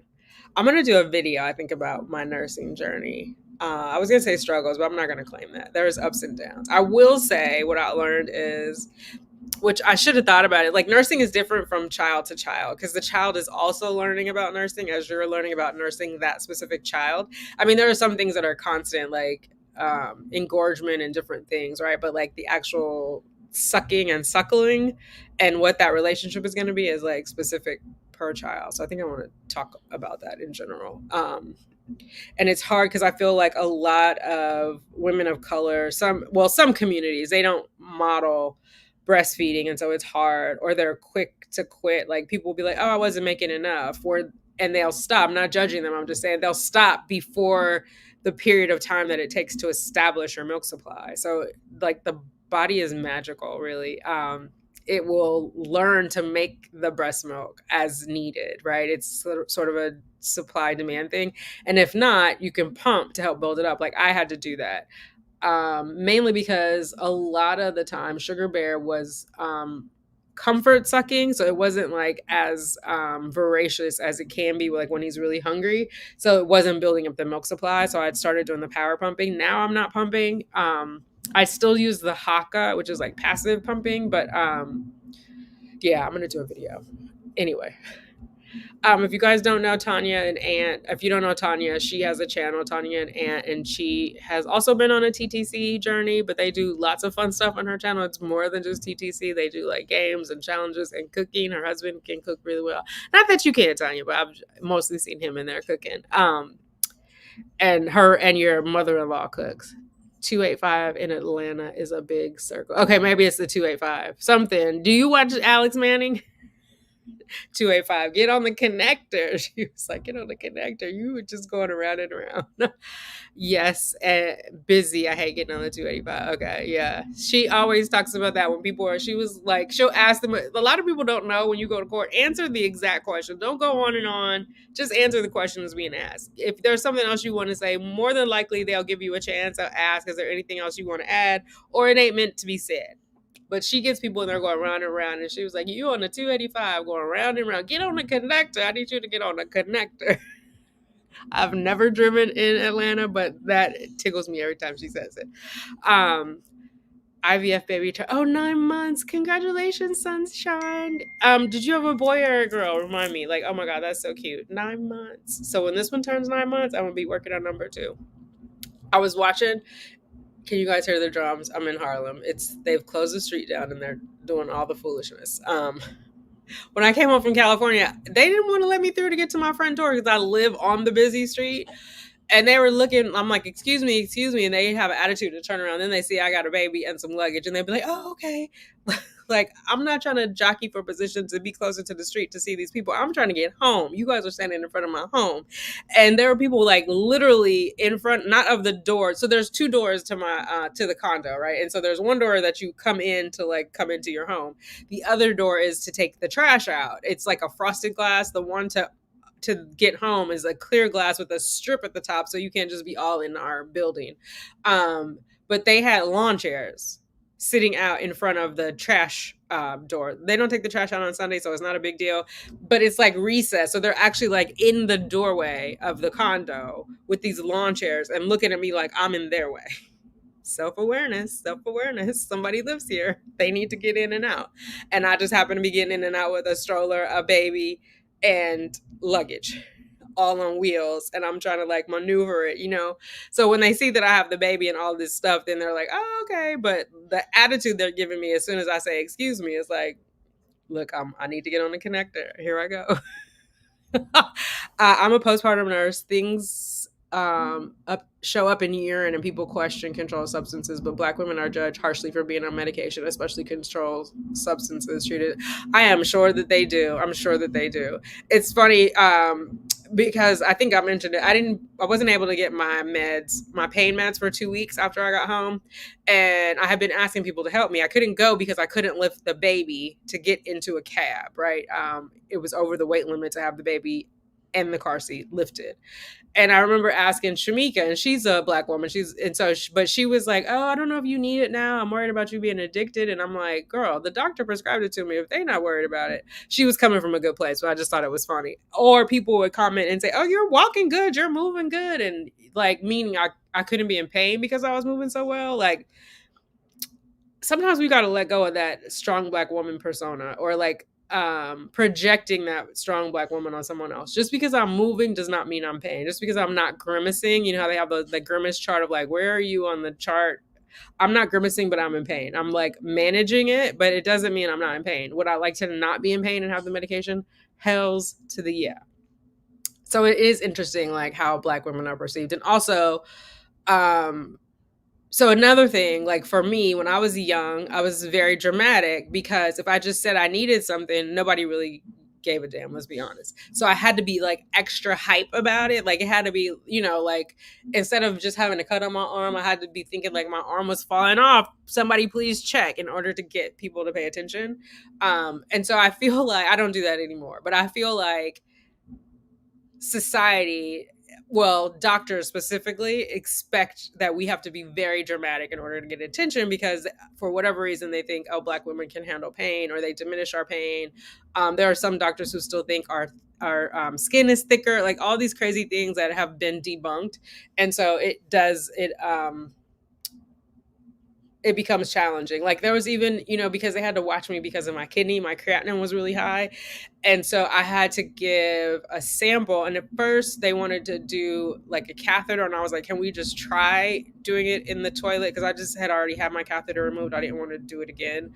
And they were like, oh, well, it won't be a clean catch. And I'm like, you guys know the blood comes out of a different place than the urine comes out of, right? Can we just try that first? because we're testing for protein in my urine, but obviously if I accidentally get blood in there. But anyway, so the woman came into the bathroom to help me, but she wasn't really helping me. She was just watching me. So they give you this towelette, right, to clean everything, because again, you want the clean catch. When I'm done with the towelette, now mind you, I just had surgery the day before. I'm holding onto the bar, right, the ADA bar, not handicap. We don't say handicap anymore. The ADA bar, for disabled people, so that I can balance myself. They have the cup, the nun's hat in there, because they've not been collecting my urine, but they've been measuring my urine. They were measuring my intake and my urine for my kidneys.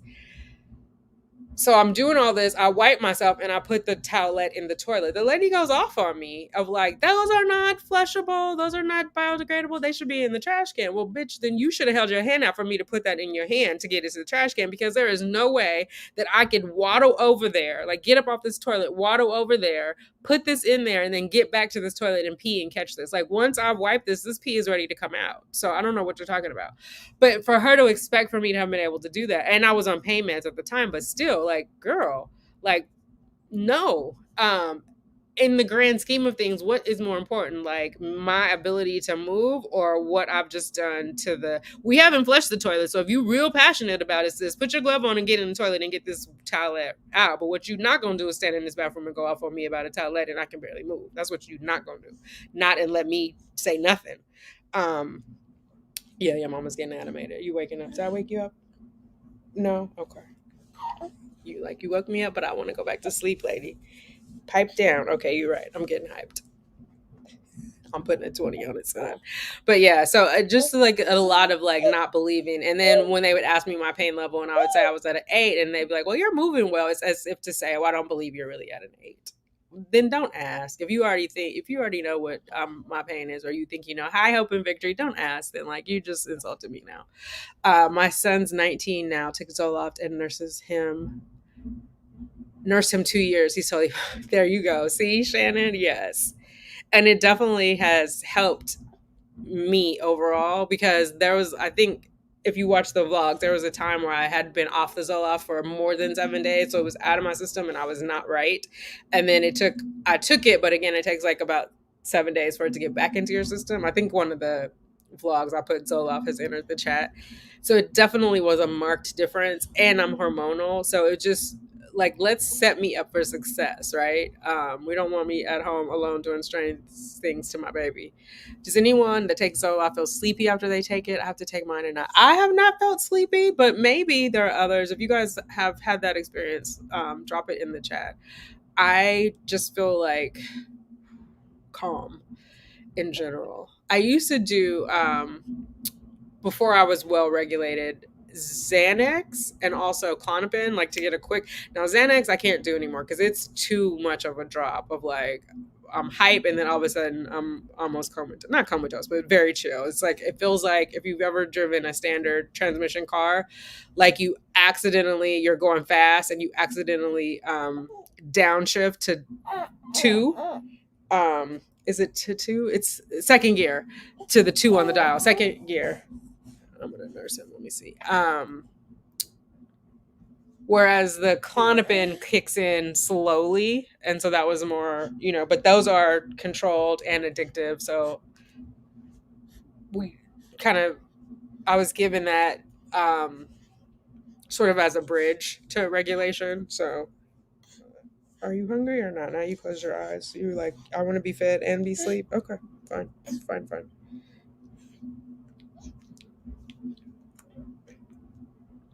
Oh my God. The other tricky part about breastfeeding and being old is a lot of times, like if the boob is like half empty or not engorged or near engorgement, I have to hold it because it's so floppy, like the connective tissue. So it's like, it'll just plop out of his mouth. The things we learn as we age. Or definitely they were like nice and perky when I had Cheyenne. It was easier for her to manage. But this one, I'm pretty sure, because already like, we co-sleep. I'm not on the connector. But we co-sleep, and sometimes he'll wake up and his hands will be like swatting at my boob and my bra. Like there's gonna be a time when he's old enough to like unhook this bra. and get the boob himself, because he's already working toward that, which is, I find, very hilarious. Cheyenne never did that, but he is like, I want to be fed now. So I have to be mindful of his cues. But again, in the bed, I'm asleep, he's gonna figure it out. I have a girl planning on working on number 2 next spring, summer. I have another girl embryo of, oh yay. I'm hoping and praying and sending good vibes that works out. If you didn't see my live on Friday, I'm working on number 2. Well, I will be working on number 2. I feel like it'll be a gift for him. I started to say this earlier. I was watching somebody's YouTube, and she was like that she remembers feeling like when her mom gave her sister, it was a gift for her. And she was like, I hope that my son feels that way about his sister. So I feel like that is really my intention, is a gift for Sugar Bear to have another one.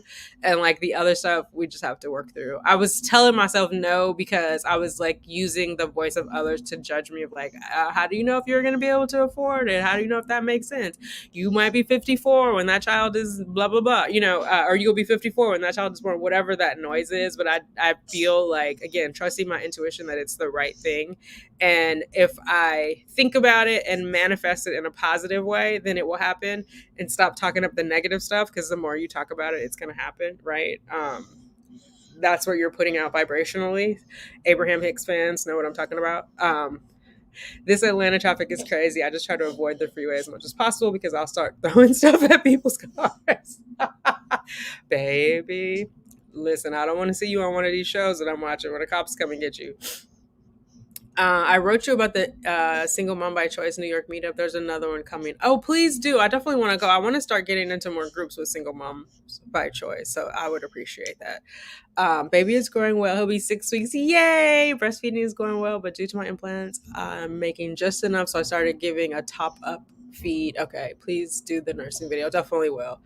Are you doing power pumping? It really takes about 12 weeks to establish. But top up is fine. I mean, as you guys know, I did formula supplements for a little bit. I didn't want to do it in the beginning because I wanted to establish it. But then at the end, I was like, I'm tired of talking about his weight. So I'm just going to do this so we can move on, at least the medical professionals. Because then also, this is the other thing, I'm super cheap. Every time we had to go in for a weigh-in, they were calling it a sickness thing. And then I had to pay a copay, where if it's a wellness visit, you don't have to go in. I mean, it's only $10. So it's not the end of the world. Or it might be 20, whatever it is. It's not that much. It's not the end of the world. But on principle, I was just like, this is silly. Mainly because they're viewing it as illness, right? They're viewing his weight checks as something is wrong, and I just did not want to have that stigma. But I also feel there's a he drinks it fast. You okay there? Go, go, go. I also feel there is a non-breastfeeding community or non-supportive. Okay, I'll do this because I can see this way over here. Where they're like, oh, you might not be making enough, you might not, and so they quickly rush people to that without explaining like it will eventually you will make more. Do you know what I mean? I'm glad you're doing what works for you. I'm just saying while I'm thinking about this, all this will be in the video. But I'm glad that you're trying, because it sounds like you may not have tried because you have implants, or at least no matter how much that he's getting something from you, which is good. Again, fed is best, but every little bit of breast milk helps, like with their immune system. Are you okay? You're getting hot. Hang on, guys. Let me just turn the air up a little bit more because he's sweating. I'm holding him close. Sorry, baby.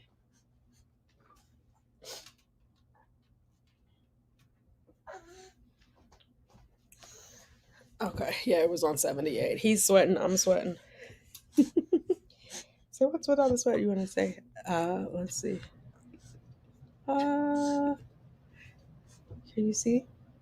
No, you're staring off at something. It's hot, huh? Yes. What is it? A cute self. But yeah, he's growing well, Mrs. M. So I'm glad to hear that. So excited for you. I've paused TTC journey. I married, oh no, a covert narcissist for 12 years, too long, miscarried in 2020. I'm a stroke. Oh my God, battered in February 2022.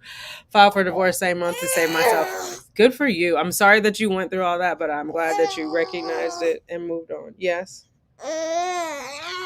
Where are you trying to go? You may take this thing off you? Okay, hold on. He's bucking now. You awake? Is that also contributing to your heat?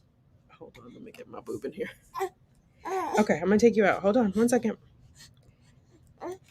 Yes, yes. Until it cools off in here. Okay. You did sleep though, which was good. Oh, okay. It's so interesting. I'm glad people are talking about narcissists now. Sometimes I think it's overused, but I'm also glad that it's giving some of us language, especially the covert narcissists. I've dated more than one. Um, so I'm glad that you recognize it and got out of there. The stroke is crazy. I'm glad that you survived it. Woo! And you're okay. Wait, where are you going? Where are you going? This little boy, his legs are so strong. Where are you going, sir? You want to be in your swing for a little bit? Is that where you're pitching up to? Let me try him in the swing. Give me 1 second, guys. Uh-oh. Oh, there goes the spit up. I was trying to burp you. Okay. Oh, no. Oh, no. Oh, no. Mommy didn't give you your medicine yet either. That's funny. That's funny. It is. Okay, hold on. Oh, let's see if I can get up. Whoa. Up, up, up. Okay.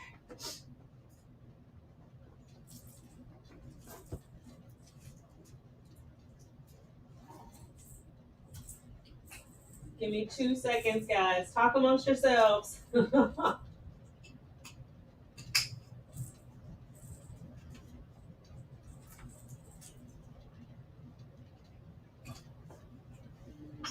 you go. Okay. Woo-hoo. Oh no. Oh no. Are you swinging? Okay. All right. Thank you for your patience. You know what it is. I can't be one of those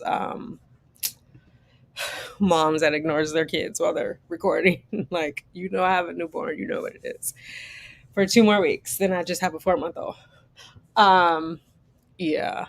I'm glad, I'm proud of you, my Chronicles of Life, for overcoming that. Just honor yourself and give yourself grace and that you did that. Some of us stay too long, if there is such a thing. Some of us never leave. Like, you did what was best for you, and I'm glad. And it makes sense to take a break. Single mom by choice is an option too, but heal yourself. You know what? That part is important. So I'm glad that you're out of that and you're safe and you're healthy. I had a doctor tell me that it's common in Black people, low white blood cells. I was like, oh my God. I always had low white blood cells too. That is a Black people thing. I didn't know that until my GP told me that. There was something about 40 that made me really aware of my health. But not that I was ignoring it before, but I wasn't making a conscious effort about it. And there was something about turning 40 that did that. And my white blood cells always came back low. And the GP, who was, or who still is, a woman of color, a Black woman,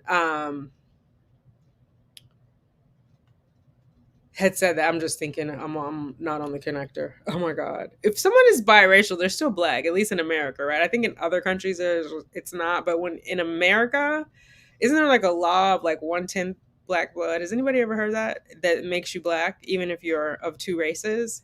I think it has something to do with slavery. They didn't want the children, because the masters would be raping the enslaved women, and they didn't want they wanted their children to be Black. The white people wanted the enslaved children to be Black. So they said, even if you have 1/8 or 1/16 or something. Has anybody heard that? Am I making that up? Anyway, because she's biracial, that's why I was saying it. But anyway, she's Black, and she told me that about the white blood cells. I also was watching a Black doctor last night on YouTube, and she was saying taking the vitamin D and calcium together can be dangerous. It can harden the arteries. I need to go back and watch it and do some research on my own, because some of the supplements come with the calcium and vitamin D together. It's supposed to help absorption. So that was a thing. Rhonda. There's an article from the CDC that acknowledges mistreatment during pregnancy and delivery from doctors that was just released. Oh, the article is from CDC. Check. I definitely will. Oh my God, there's so much. And then there was a woman who died recently in the Bronx after delivery. I want to say she had a blood clot. I don't remember, so I don't want to misquote it. But she died. The baby lived, a little girl, and the dad is now obviously raising the little girl by himself. They're suing, which I would too, and they closed that hospital down. Then I saw one there was in LA recently, and then we talked about the one in Florida. I'm not going to repeat what the tragedy is because I know some of you guys are pregnant, but obviously it was a bad outcome, and they're suing. And then there was something yesterday where they were showing photos of the baby that had the bad outcome in the guise of like medical research and teaching. And some people, I think it was on TikTok, whatever, people in the comments were like, oh, we need this for research, but did you get consent? Again, it comes back to consent from the family. Like, it's real new to them. Should you really be using this as a teaching example right away? Are you saying that without this happening, there's no way to teach about this? Because then that's almost like victim blaming. Like, the reason this happened is because we didn't teach about, you know what I mean? Like, come on, guys. Anyway, yeah. There's a mistrust. There's a mistrust both ways for Black people overall, Black women specifically with doctors. We don't trust them and they don't trust us. So it is challenging and it's systemic. So some people are like, well, just get a Black doctor. But sometimes the Black doctors also have learned that because it's built into their system of training, in the same way that you can find a Black police officer who is very cruel to a Black citizen because they've been indoctrinated. Some of them know better, they know what it is, if you will, but others don't, and they're just like, well, if you wouldn't have resisted, anyway, don't get me started. Let me get on the connector. Insensitive medical people, totally. Rhonda, do you have a link, as Oliver is asking, to the CDC article? If you have it, I will pull it up if somebody drops it in the chat, because I'm curious about it. Transfer for baby number 2 in 2 weeks. You not ready? Oh my God. You ready. I'm claiming it for you. I'm ready for you. 2 weeks. Yay. Hope that you are resting and doing well and thinking positive. Oh my God. 2 weeks before transfer. All the feels. I'll be saying that before you know it. So yes, keep us posted. Baby number 1 is now 13 months. Yay. I love it. I breastfed pumped with baby number 1, and unfortunately I never made enough. Oh, okay. But you were able to give something of what you pumped? And I commend you, sis, because breastfeeding and pumping is a beast. It's like a 3 feed. I did not have to pump with Cheyenne. I pumped a little bit, like when I was engorged. I don't know if it was because I was younger. I know things that impact like our age. Also, cesarean section, because there's a process that happens when you birth vaginally that doesn't happen with the cesarean. There's a lot of things that happen for both mom and baby, but that can make it more difficult. But yeah. Am I going to work from home? No, I'll be in the office. Well, our company right now has it as we speak, Monday, Friday from home, and then Tuesday, Wednesday, Thursday from the office. But I'm in a leadership role, so it's kind of hard to be at home all the time. Well, not all the time. Even the Monday, Friday, I would end up going in if, like, depending on what was going on. But yeah, no, I'm not going to work from home. Well, not full time. I will work, like I said, Monday, Friday, when possible. The URL is too long to paste. Type this in the search. Many women report mistreatment. Okay, I'm gonna type that in. Oh God. Oh wait, I'm trying to. Oh no, it won't let me copy it. Okay, hold on. Many women report mistreatment during pregnancy. Many women report mistreatment during pregnancy. For those of you guys who have joined late, thank you for joining. I definitely recommend later going back and being on the replay crew, because there was some good stuff at the top, if I do say so myself. There's some things that I needed to say to y'all, and I feel like it will be useful. Many women, okay. Let's see, I'm gonna do this.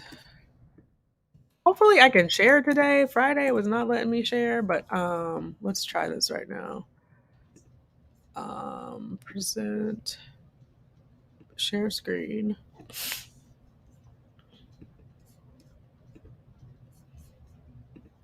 Can you guys see that? Yeah, okay. Let's look at this then. So September 12th, 2023, 1 in 5, about 20% of women reported mistreatment while receiving maternity care. Oh, and up here, if I didn't say this, moms deserve respectful and equal maternity care. About 30% of Black, Hispanic, and multiracial women reported mistreatment, 1 in 3. I definitely am one that got mistreatment during the aftercare with the pediatrician. 45%, almost half of women held back from asking questions or sharing concerns during their maternity care. Oh my God, that is sad. Every mom deserves respectful and responsive care during pregnancy and delivery. Survey finds clear disparities in mistreatments during maternity care. 20% of those surveyed reported experiences of mistreatment during maternity care, 30% of Black, 29% of Hispanic, and 27% of multiracial women. So they skipped over the you're Black if you have blah, blah, blah. Multiracial could obviously be Asian and Hispanic, or white and there's different variations of being multiracial without Black being a component of that. Better communication is needed during maternity care. Almost 45% of moms reported holding back. The top reasons included thinking or being told by friends or family what they were feeling was normal, not wanting to make a big deal about it or being embarrassed to talk about it, thinking their healthcare provider would think they're being difficult, thinking their thinking their healthcare provider seemed rushed, not feeling confident that they knew what they were talking about.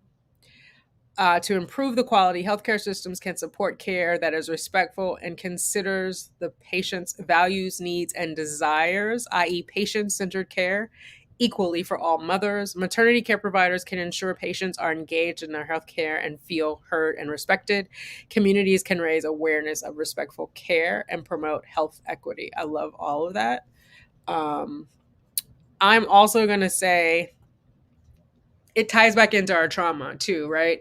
If people are telling you what you feel is normal, that is encouraging you to second guess your intuition that something is not normal, right? Because basically they're telling you it's fine, you're okay, think positive, all those helpful things that people say.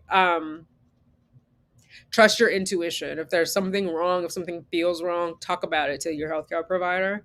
Also, I think there's a bit of shame of like, this person is credentialed, they know this. What if this is a stupid question? No question is stupid when it comes to your health. Like, better to ask that question and get an answer that you probably may have instinctively known or not known, but just better to ask than not ask. Better to know than not know, right?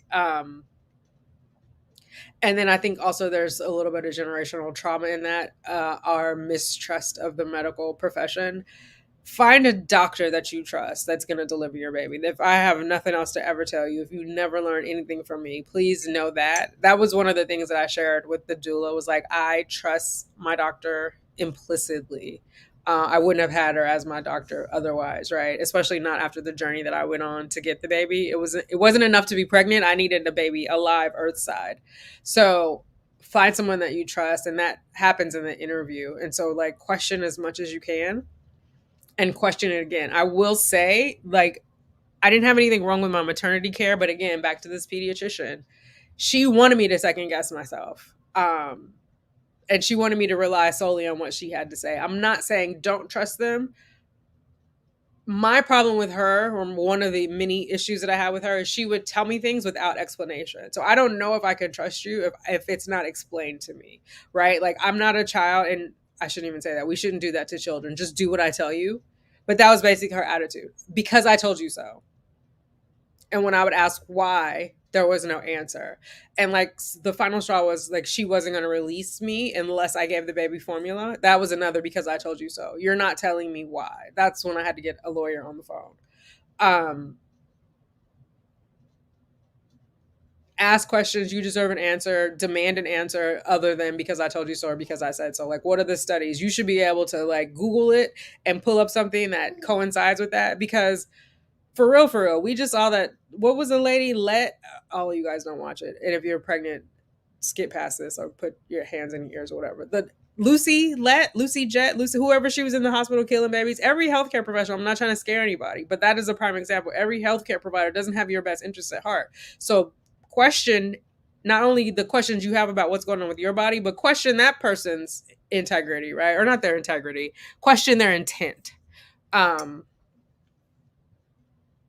Yeah. There's a definitely a strong mistrust, and so that seeds just a lot of complacency. Anyway, okay, let me get on the connector. Thank you so much for letting us see him. I was super close to asking where he was. Can't wait to have a baby of mine. Oh yeah, he's been in my arm the whole time. At the top, I was practicing with him in a swaddle in the little baby straight jackets. So yeah, I use powdered formula and he's not liking it. The reflux is hectic. He is struggling to poop as a result. Oh no! But I hope it changes soon. Are they? Well, I guess you can't change the formula right away. I'm sorry to hear that. Yeah, I started him off on the ready to feed because I had gotten like a free box. I think I told you guys that like Infamil, you can sign up for whatever program they have. They sent out a free box. They gave me 3 cans of formula and then a box of ready to feed. So 6 2-ounce bottles in there. Um, I do notice though that when he has the formula, he spits up a lot more. Um, I had the battle with his own pediatrician about the reflux med. So somebody commented on my video yesterday, like, "Yep, that's a reflux," because he's not a fussy reflux or some people. So the babies are crying a lot, and so that's how they know. Because he wasn't doing that, she thought it wasn't reflux. It took a while.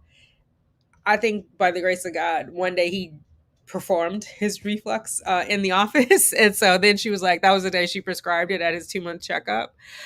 Um, yeah, that just listen to your instinct again on that. Like I had to keep saying it every visit because that was what my intuition was telling me. And then there are other people again, here's just like helpful, not helpful. People are like, oh, I did this to my baby and they never had reflux. Well, my first baby never had reflux. So because your baby never has reflux, it doesn't mean like sometimes there is causation does not equal correlation. Your baby could have just not had reflux because they didn't have it, right? And the things that people were recommending, I didn't do with my first baby, and she never had reflux. So but trust your instinct. Like there will be well-meaning people who will tell you things that don't fit for you, including me, because I'm human. So just I would say trust your instinct on what is best for your child. He still has the reflux, but he is finally gaining weight, and he has it less than when um before he took the meds, and he's had it always. So because at first they were like, oh, thank God he's doing that because he was a cesarean baby, right? So they were saying that helps push, they were saying it was coming solely out of his lungs, it helps push the fluid out of his lungs, whereas like C-section, because you're just pulling them out the pot, they didn't get all that squishing to get everything out. Apparently, it also impacts that muscle in here because they go through the vaginal canal. It's a big swoosh where you don't have that in a cesarean baby. But then it continued on, right? And so, and like some babies, you suction them and it comes out, but mostly it's easier with the vaginally birthed babies, like because they swallow amniotic fluid, right? I mean, that's their job while they're in there is to swallow amniotic fluid. Because they're peeing and out comes that's where the amniotic fluid comes out, and then they swallow it again, and that's what sustains their whole being in there. But yeah, I knew right away he had it, but nobody wanted to name it that, and it took a while, but you have to be persistent. What ended up helping though is there's a formula he is that I give him, which is this right now. It's powdered. It's like a neuro something. It's from Infamil, but it's what they give the not the newborn. I mean, they are newborn. They're preterm babies, right? It's 22 calories an ounce, and so that helped him with his catch-up weight. But the majority of his food is coming from breast milk, and we're getting ready for a baby-led weaning. I know he's only 3 months. I won't start it until he's 6 months and is able to sit up on his own. But like we've been practicing in the high chair. He likes being in the kitchen with me, and instead of wearing him all the time, I just put him in one of the high chairs. He has 2, but I'm learning so much about that. Like these high chairs are not going to work for him when he starts unless he's longer because his feet don't rest, and their feet have to be down and oh my God, parallel to the ground, not dangling, because then their body is doing more work and they can't focus on eating. And so there's a bunch that I'm learning about that. I'm not on the connector. I don't know where I'm going with this. But yeah, so I'm getting ready for the baby led weaning, and I'm excited about that. And then obviously when he's 1, milk won't be his only form. Breast milk won't be his only form of sustenance. But anyway, I digress. Let me find the connector. Tamara, hello, I'm well. How are you doing? I also have low white blood cells. Yeah, I've had it for years now. It's been on my physical, at least. I'm trying to say, I didn't have insurance when I first got here because I wasn't like an employee. I was a contractor until 2011. So then I had insurance. I would say for sure since 2011 till today, I have had low white blood cells. And at first they would test it twice. Like I'd have my physical, would come back, and then they test it again. And then I think like after the third year, my doctor was like, it's more typical for black people, black women. And so I didn't worry about it. Tanya, I've decided to wait until next year to do my second round of IVF. I need to get my life and mental health under control. I've had too much trauma for 1 year on this journey. I totally understand, and don't let anybody judge you for that. I, as you know, took a year off. And I tried to tell people, like explain to people what my trauma was, and people would just be like, oh, it's okay. Just be positive. Just do it again right away. And it was like, because they would say, just do it again. You'll probably get a positive pregnancy test. And I'm like, but there's also the possibility that I won't. And am I mentally prepared for that? And the answer was no. And thank God I trusted my instinct on that. But it's hard. I feel like it's especially hard in the TTC community when you tell people you have to wait. Because for some reason, people think it's helpful to say, don't wait. You know what you need. And I'm glad you're trusting your instinct. Clearly, Sugar Bear is also glad that you're trusting your instinct. And you'll know when you're ready. You'll know. And God has a master plan. So,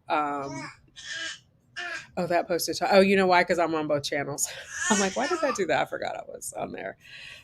Just mainly because this topic was more becoming Tanika topic, but I haven't posted over there in so long. So I wanted to make sure as many people as possible. Off topic. But what is your opinion on the immigration crisis in NYC? I see a lot on the news, but haven't heard from anyone who actually. I don't know. Like I saw the video where the mayor, I'm not a fan of this mayor, was saying we have no more room,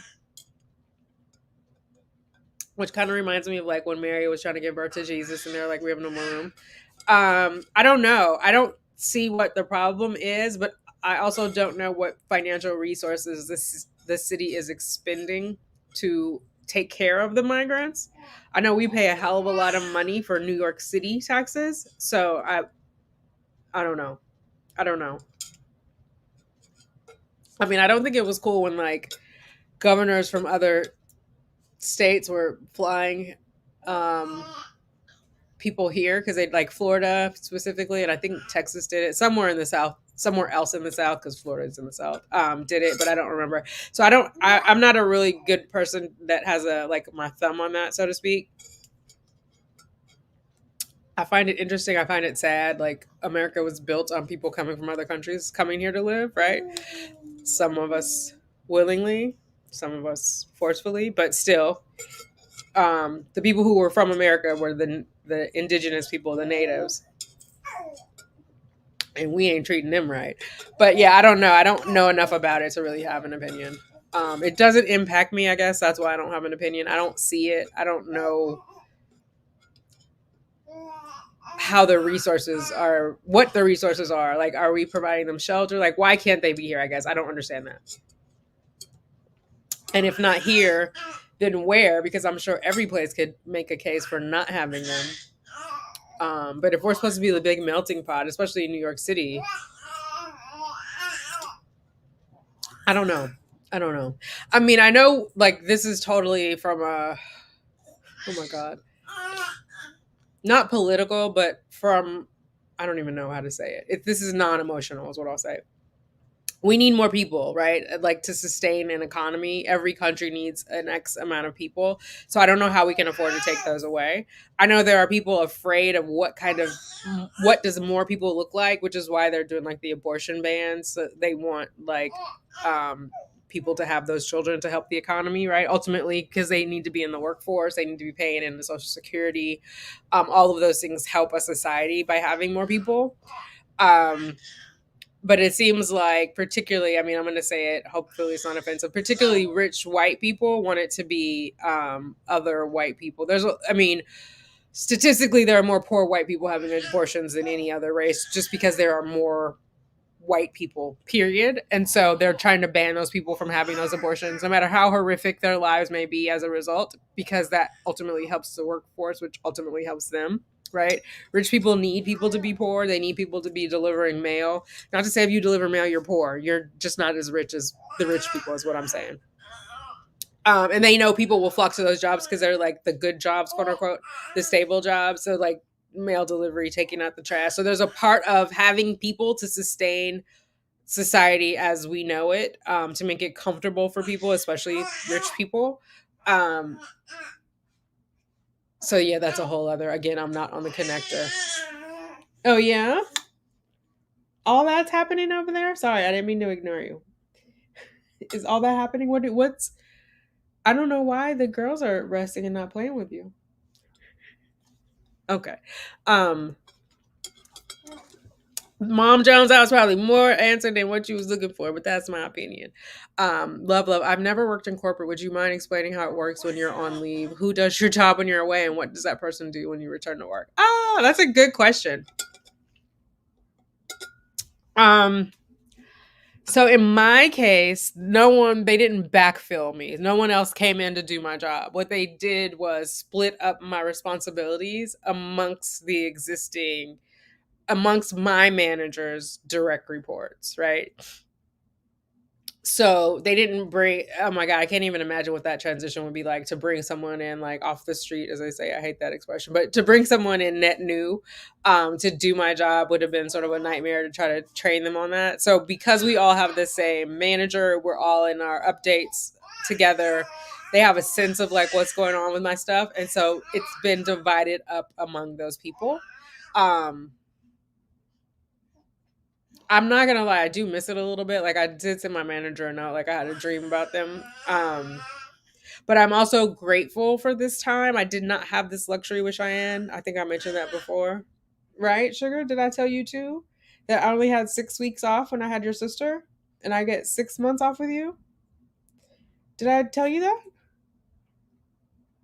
I can't hear you. Um Yeah, so that is how that works. I think it depends on where you are in the corporate structure if they bring in someone else. Like certainly if I were a receptionist or a secretary or an assistant, they would have backfilled me, right? Because then the people that I was supporting would need someone to like manage their calendar and all that. So that does happen in corporate as well. I just don't have that kind of role. So it depends on what role you have. But I'm curious when you like where do you work, love, and what happens when people go out on leave? Like if someone has a medical leave, is it they hire someone or a colleague works at it or yeah, I think it's just different. I have a piece of hanging skin. I think it's different depending on where you work and what your role is. Um yeah, but because what I do is not really about my work output, it's more about it just sounds so weird about my thoughts than anything else.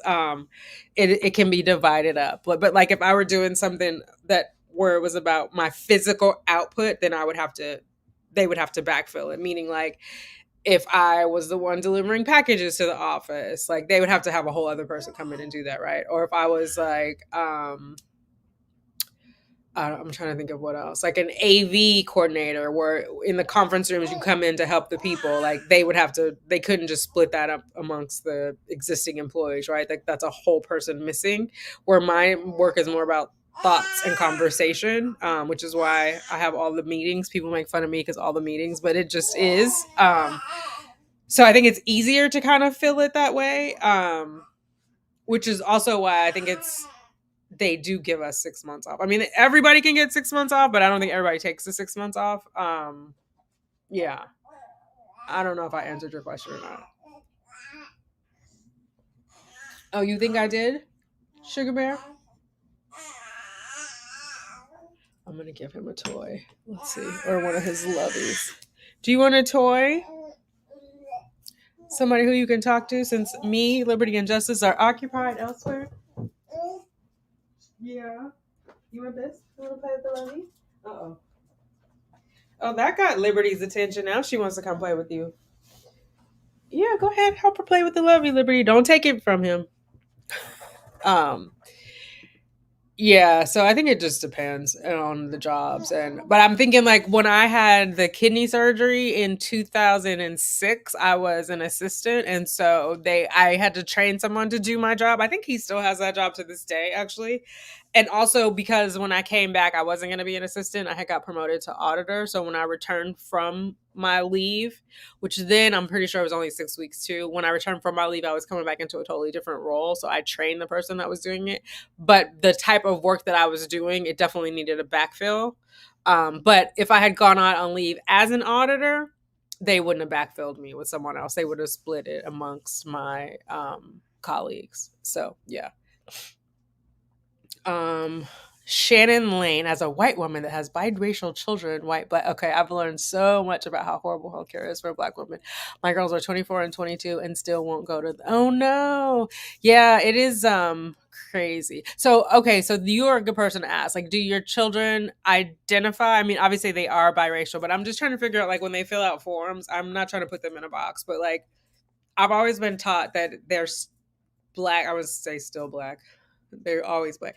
That they're black, even if they're biracial. So how do your girls identify?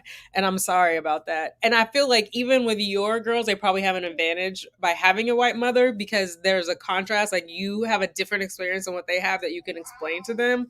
I mean, I will say that I have learned that as a person who dates white people, male and female, that their perspective has helped me sort of stand up for myself a little more by seeing how they're treated, or by seeing how I am treated when I am with them.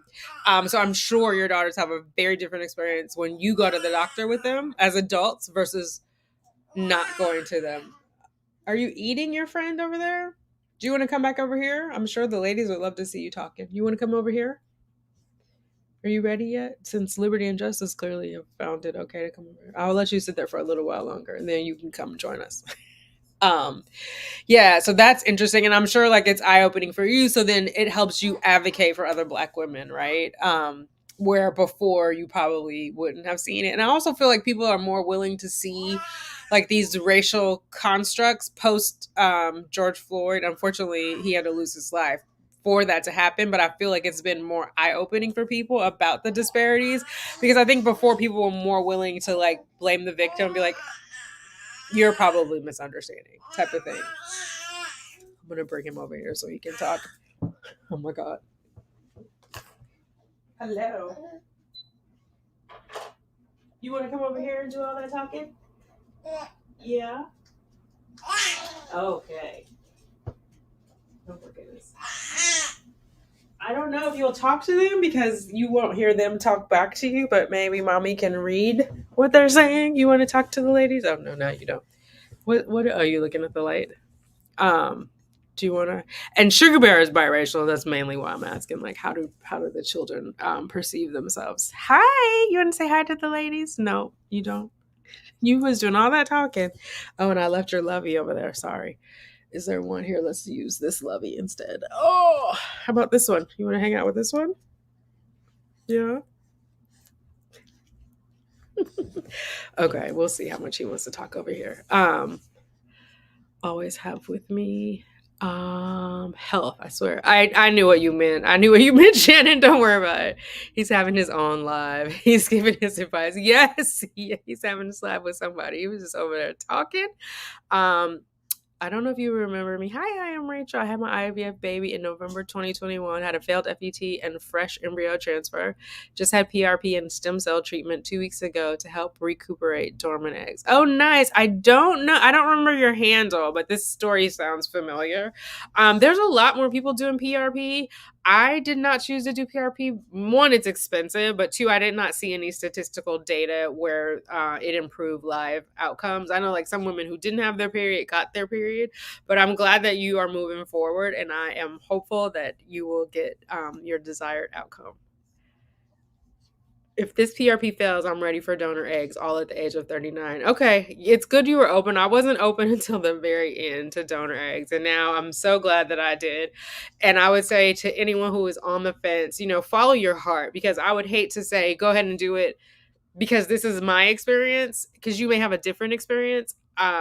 My main concern, one, again, it was like pure arrogance of like, I want to continue my legacy, and somehow my legacy was tied to like my genetics.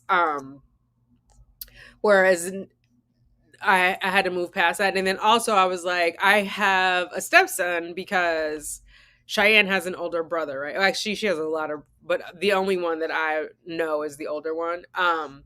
And so I remember like I came into his life just before he turned 1. Like literally, I think I met his dad in like February or so, and he turned 1 in March.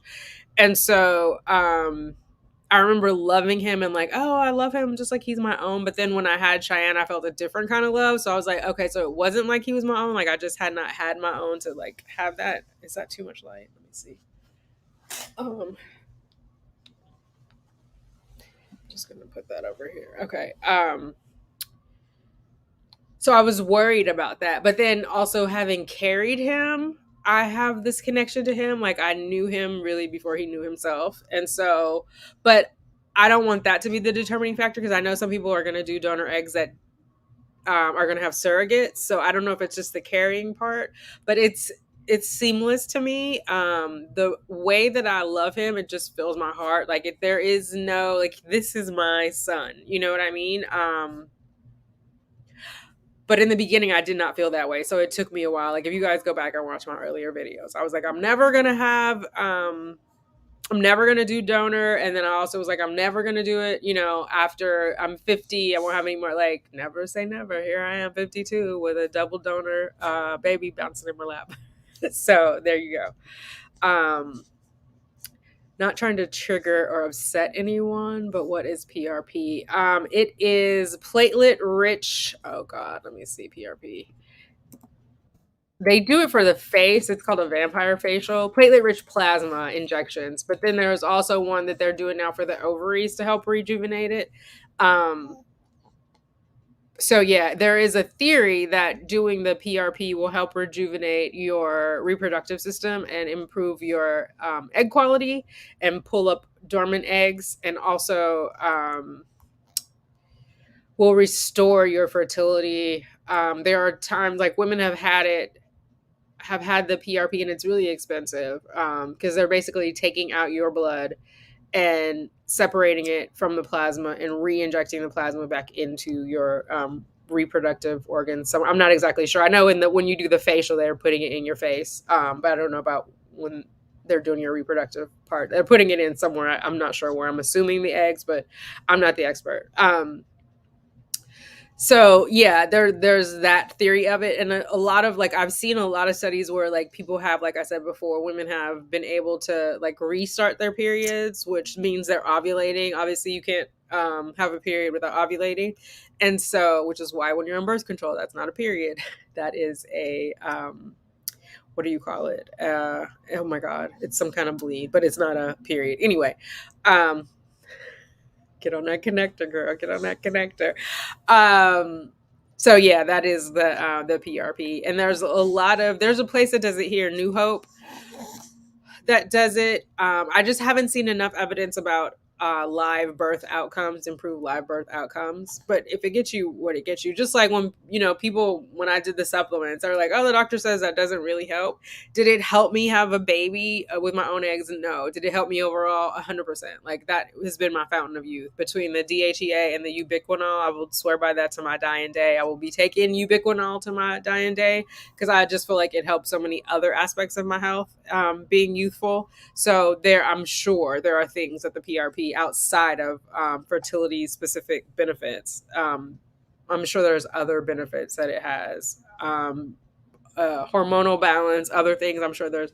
My little pom poms are so lopsided. I did not feel like doing my hair when I was like, I gotta go live. I have this idea I need to talk to y'all about.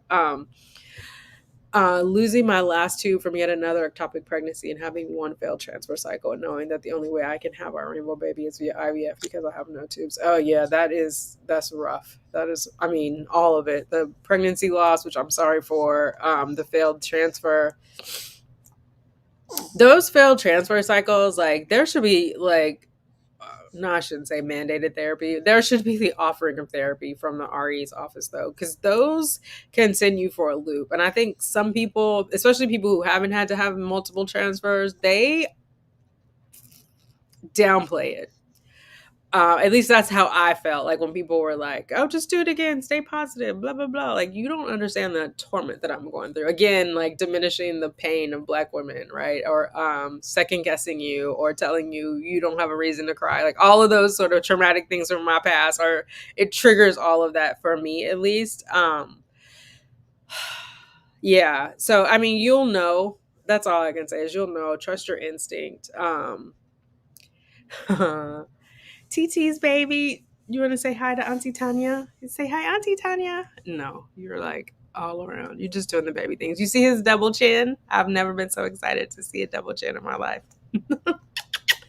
You doing everything. Are you looking out the window? You see all that? You see the building over there? Yeah. And Justice, you trying to come over here, Justice? Come on. Oh my goodness, we got all the things. If you guys could see behind me, oh, these. I was talking about these the other day. I love these with the crinkle tissue. He loves these with these. Like he'll lay down and I'll do this. Look, without consent. Sorry, baby. We have a game that we play. And then I put them in here. That's what I was saying. He's practicing his grasp. Not his pincer like this, but he'll just grab it and pull it out. So it does help with fine motor skill. There's also a ball that has these in here. Tanya, I think you got this for him. I think this is one of the things you got for him. But yeah, and put it in there and he'll pull the little bits out. Let's see. Now he's watching. The girls are playing over there. He's watching them. They're playing quietly, which their mother appreciates. Do you want to grab that? Is that sun too bright for you? Anyway, okay. Um, do you still get your full salary during your time off? Yes. I'm in New York. I don't know if it's all of New York that does that. I know with my employer, who's not just in New York, is what it happens. Except for at the very end, I think it goes to 80% because then I'll switch to like the New York leave, something like that. It'll be the last 5 weeks I'll be on New York leave. So I think it goes down to 80%. But yeah. PRP is a process whereby the ovaries are stimulated to induce follicle growth and produce eggs for fertilization. There you go. Except for the one for your face, because they also do PRP for your face. There's a PRP facial. It's basically, there's something in the plasma that's super rich and energizing and invigorating. And so they put it back into they put the plasma into your existing cells, and it's supposed to be like a rejuvenation, right? So, like I said, there's also a facial. There's different types of PRP, but the one for fertility is back into your follicle growth and to produce eggs for fertilization. And it's important that we say produce, right? Because you're not creating any eggs. We are born with all the eggs that we will ever have. And so it's basically calling to action and rejuvenating our existing eggs in the hopes of improving fertilization outcomes. Love, I invest in real estate, buy and hold. Okay. Oh, so you basically work for yourself? Is that, or you are working for a brokerage firm? So if you went out on leave, like what would that look like for you? Specifically for women with diminished ovarian reserve. There you go. I'm sure you're missed. Oh my God. I hope I'm missed. Somebody was like, "Well, aren't you afraid that means they can fire you?" And I'm like, "Girl, they can fire me at any time with or without leave." And people are like, "Well, you could sue." And I'm like, "I'm not going to sue. Do you understand the corporation I work for? I'm not going to have any luck. They have a whole floor full of lawyers." So it is what it is. I can't be making moves out of worry. I can't. I have to come from a place of strength. Brown Eyed Queen saying, "Oh, wow. I sincerely hope it works." How many times do you have to do it? I am Rachel. um do you do it like a couple of times and then you do a new retrieval, or is it one time? And how are they measuring? I mean, I guess obviously you could see right away you have more follicles, right? Like after it happens, and then they receive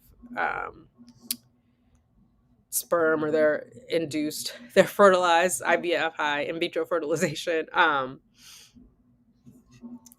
Yes, I'm definitely hoping that you get the outcome that you desire. Um, as a nurse, we get around 6 months with disability and family bonding. Some people get 9 with PTO if they save it up. C-sections get more time than vaginal, obviously, for having surgery. Okay, that makes sense. I don't know if our policy, I didn't even ask. You know what? I should call and say I had a C-section. I wonder if I will get more time. I didn't even think about that.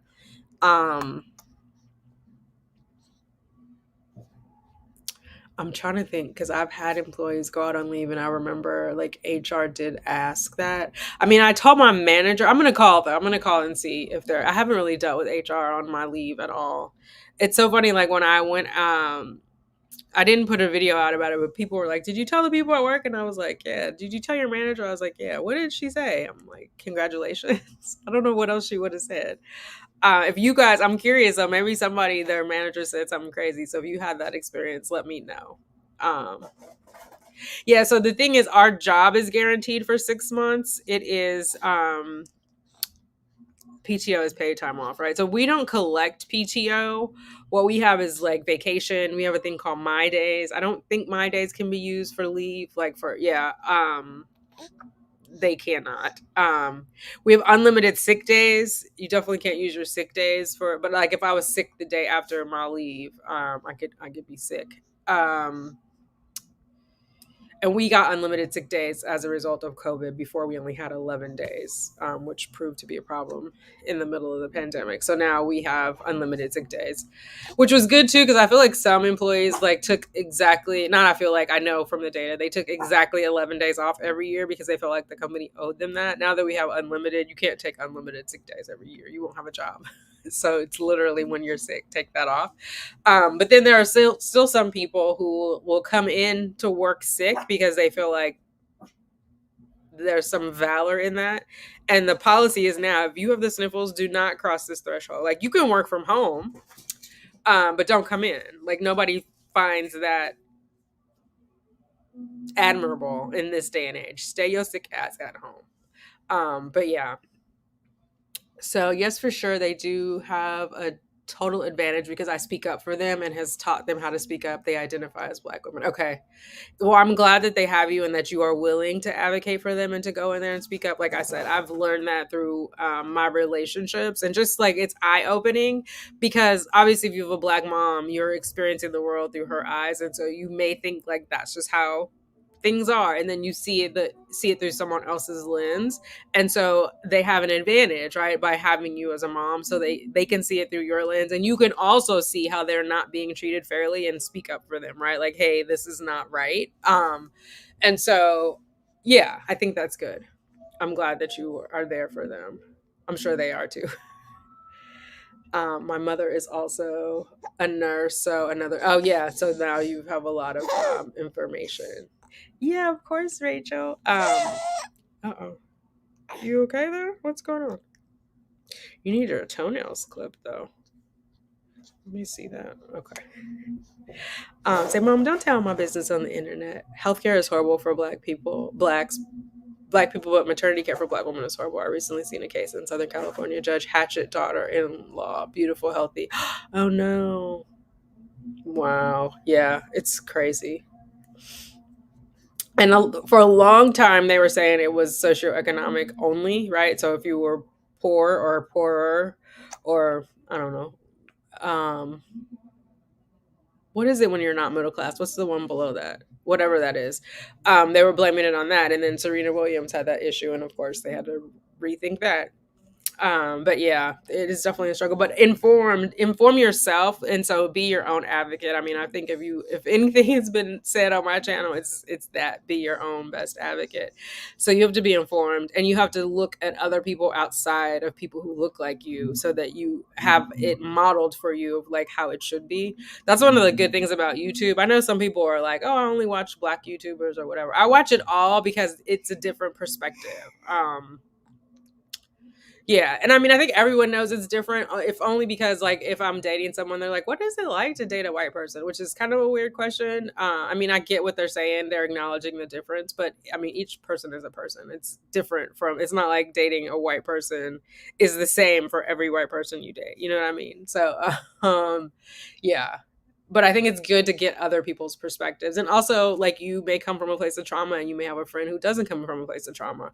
Well, I remember this like very clearly in high school. There was a young lady, she was biracial. Becca was her name. And I remember I felt really bad. Like, I don't know if some of you guys are from California, you'll know this. Like, the men in Oakland are a little bit aggressive. I remember I would go up to Oakland on the weekends and you'd go to the mall. Like, was it Sabrani Mall? I can't remember. And guys would ask me for my phone number like super aggressively, and I would give it to them, and then I would feel bad because I have seen them cuss out people who wouldn't give them the number, right? And I was a 209, meaning that was my area code, so my neck is not. I was doing strange things here. And so I had told one of my friends, Becca, who never went to Oakland, and said that and like how I felt bad. And she was like, well, why would you give them the number? And I was like, well, I felt like I would be attacked if I didn't. Again, boundaries, people pleasing, afraid to say no, all those things. And she was like, you don't have to give anybody your number that you don't want to give. And if they're mad, that's their, like, that was like earth shattering to me. But because she had a different perspective. So I think it's good. That's why I say I think it's good to have friends with different perspectives than yours and not to be in an echo chamber. Again, that's a cult. If everybody you're around thinks exactly like you and has the same experience, isn't that a cult? Like, you want to mix it up, get different perspectives. They do struggle at times not feeling black enough, or like they can't totally relate because they haven't had a ton of issues. I totally get that. I have never felt, well, obviously I'm not biracial, but I've gone to predominantly white schools, so I've engaged up until I would say middle school. Well, seventh grade. Once I went to Catholic school, there was only one other black person. In most of my schools, there may have been one other black person, may have been related to me, my brother, my little brother. But people have said that to me, like I'm not really black because of the way I speak, which I think is like an insult to other black people. And it sort of divides it, like, oh, you're not like the other blacks. Sis, we all in this together. When they see us, when they see me, they see all of us. Nobody cares how I sound, if they're going to be racist. Um, but yeah, so there are often times where I've not felt black enough, so I can't imagine like if they're actually biracial, like what that feels like. But people are quick to ostracize between that and black people's obsession with skin color. Like the colorism is real. I could care less like what shade you are. But even with the baby, people were like, "Oh, don't worry, he's gonna get darker." Like, when did I say I was worried about his skin color? Or people want to check his ears. People do that with my little sister. First of all, when they first get here, I just don't believe the whole ear thing because they're hairy. Like his whole forehead was, I mean, he had way more hair than this, but his whole forehead was hairy. His ears were hairy. So like now the ear hair has, let me move this so you guys can see it. The ear hair has fallen off. So they're like their normal color. But because he had the ear hair, they were like, oh, that's the color he's gonna be. And I was just like, is that true? Like, I don't think that's true. But I don't care either way. Like he could be purple and I'm gonna love him just the same. But yeah, I feel like there's not all black people, but there's a certain, like there's definitely a subset of black people who are very focused on either you're better because you're not so dark, or you're better because you're really dark, like you're a real black person. Meanwhile, we all have the same struggles. You know what I'm saying? Beyond skin color and hair. Um, I like the movement of the biracial children though, of like their parents, at least on like TikTok and whatever, having their hair combed because it's different. And people are like, oh, they're just trying to show their child has good hair. And I'm like, I don't think it's a good hair or bad hair. First of all, any hair that's on your head is good. Trust me. As a 52-year-old woman whose hair has thinned not since birth, I haven't had any postpartum shedding, but since my childhood, any hair that's hanging on is a good hair. It's a good day. But yeah, the whole like, because their hair is different, and even amongst biracial children there's different versions of hair. So I think having the videos just to say, hey, there are other people like you, even if it's not the exact same hair texture. Like the Grimways, I love watching the Grimways, and when she does the kids hair, I don't know, that's something magical about YouTube for me too. But yeah, we're all yes, Lisa, thought about Judge Hatchett's daughter-in-law. I gotta watch that one. I don't know if I saw that one. That's crazy. First of all, I don't know Judge Hatchett, and I'm surprised because I know the judges. But yeah, this the baby's dying and the mom's dying in childbirth is unacceptable. Hello, love. I'm still on my TTC journey after 3. Hi, I'm a queen to me. How are you? I'm so sorry for your 3 miscarriages, and hopefully your take-home baby is around the corner. I had 3. I know what it's like. My dermatologist, who I've mentioned a million times, my IVF unicorn, had 13 miscarriages, and she still pursued. And now I think she has 3 or 4 girls, from mosaic embryos, single mom by choice. Definitely one of my motivators during this journey. Sarah, he's cut her bladder. Cut her bladder. Husband told nurses staff about blood in her folly. Ignored him until poor woman. No. Oh my God, that's horrible. Ashwagandha. Oh, nice. I like ashwagandha. Ashwagandha gave me like my ultimate chill. My only thing was it's expensive, right? Because well, at least the route that I went, because I wanted to go through a third party tested vendor, right? Because some you know they're not regulated, the supplements in the U.S., so they could claim it has X amount, but it could really have something else. So it was expensive, but I really did love it, and it definitely was a good alternative to me before being medicated, and even while I was medicated, like when I was on the 50 milligrams of Zoloft, like in my TTC part, I used ashwagandha to relax. It's good stuff, and it's an adaptogen too. So I took as many adaptogens as I could. Oh my God, though, if I could look back, how much money did I spend on supplements and whatnot? A lot. Like I could have put somebody's child through at least a year of daycare with the amount of money I spent on it. It doesn't restore quality, but just gives you access to the dormant egg. So if your eggs are not of good quality, there's low chance of a successful transfer and live birth. Okay, gotcha. So maybe that's why I haven't seen a lot of data on it, because maybe the eggs were not of good quality. It's such a gamble though, but at least it's an option. You know, I did it at least. I mean, really though, there is an option, and you have that option, and you can afford it. So it gives you another shot that you might not have had otherwise. So I'm glad that you're pursuing that. I did uterine PRP and ovarian. Oh, so there's two different kinds. Okay. Well, in addition to the face kind, that's a third kind, uterine and ovarian. So then they would put the PRP into the uterus, into the uterine lining, I'm assuming, and then the ovarian one, they do it for your ovaries. Sitting here now with my 4-month-old baby boy, that's what I'm talking about. I am 48. I did a lot more than that, including the supplements like ubiquinol, etc. But I think they both help. Okay, there you go. That makes sense. Proof is in the pudding. You're holding the pudding. It's all just too much for my mental, so I'm stepping back and focusing on us. Yep, I totally get it. I'm 41, because then it can become obsessive too. Like at times it was the only thing I could think of. I was spending money I didn't have. It was like, honey, it was a lot. And then I was like trying to take time off after each one, so I'm using up my vacation as it relates to transfers, you know. So then I never got like a real vacation. I mean, I did do Hawaii in 21, but again, it was like around, it was right before a transfer.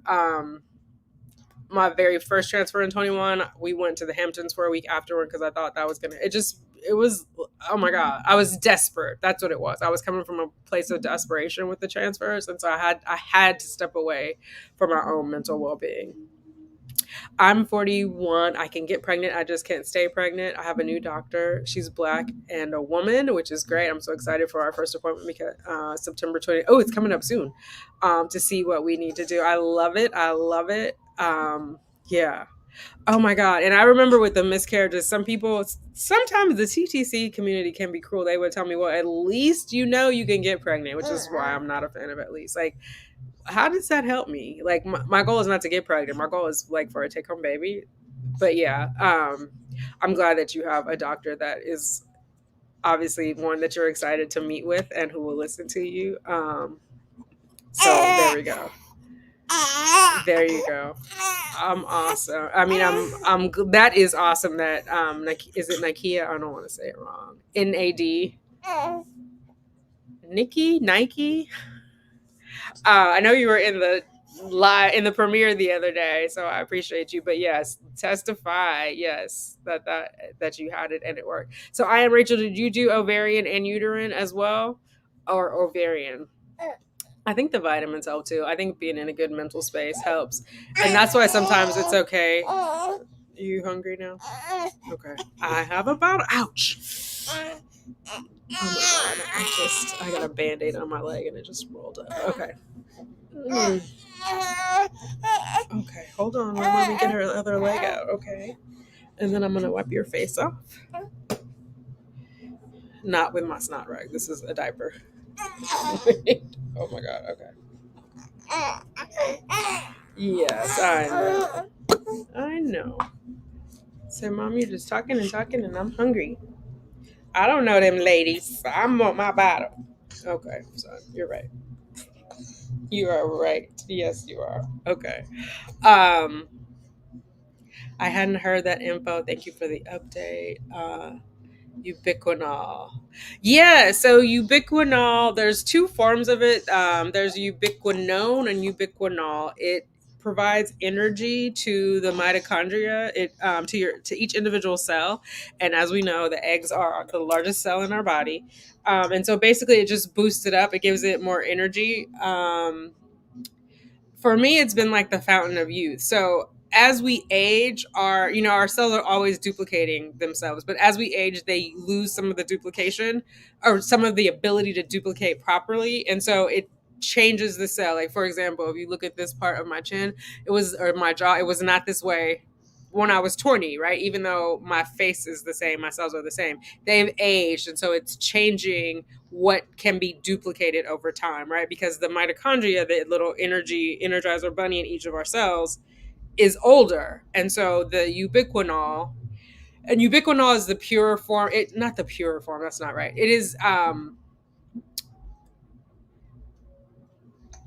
most readily available to our system. So the system uses more of it. Whereas if you use the ubiquinone, it has to convert it to ubiquinol. So your body has to do more work before it can use it, if that makes sense. So it's easier for your body to use the ubiquinol. It can use it faster with less energy, right? And the purpose of it is to gain energy.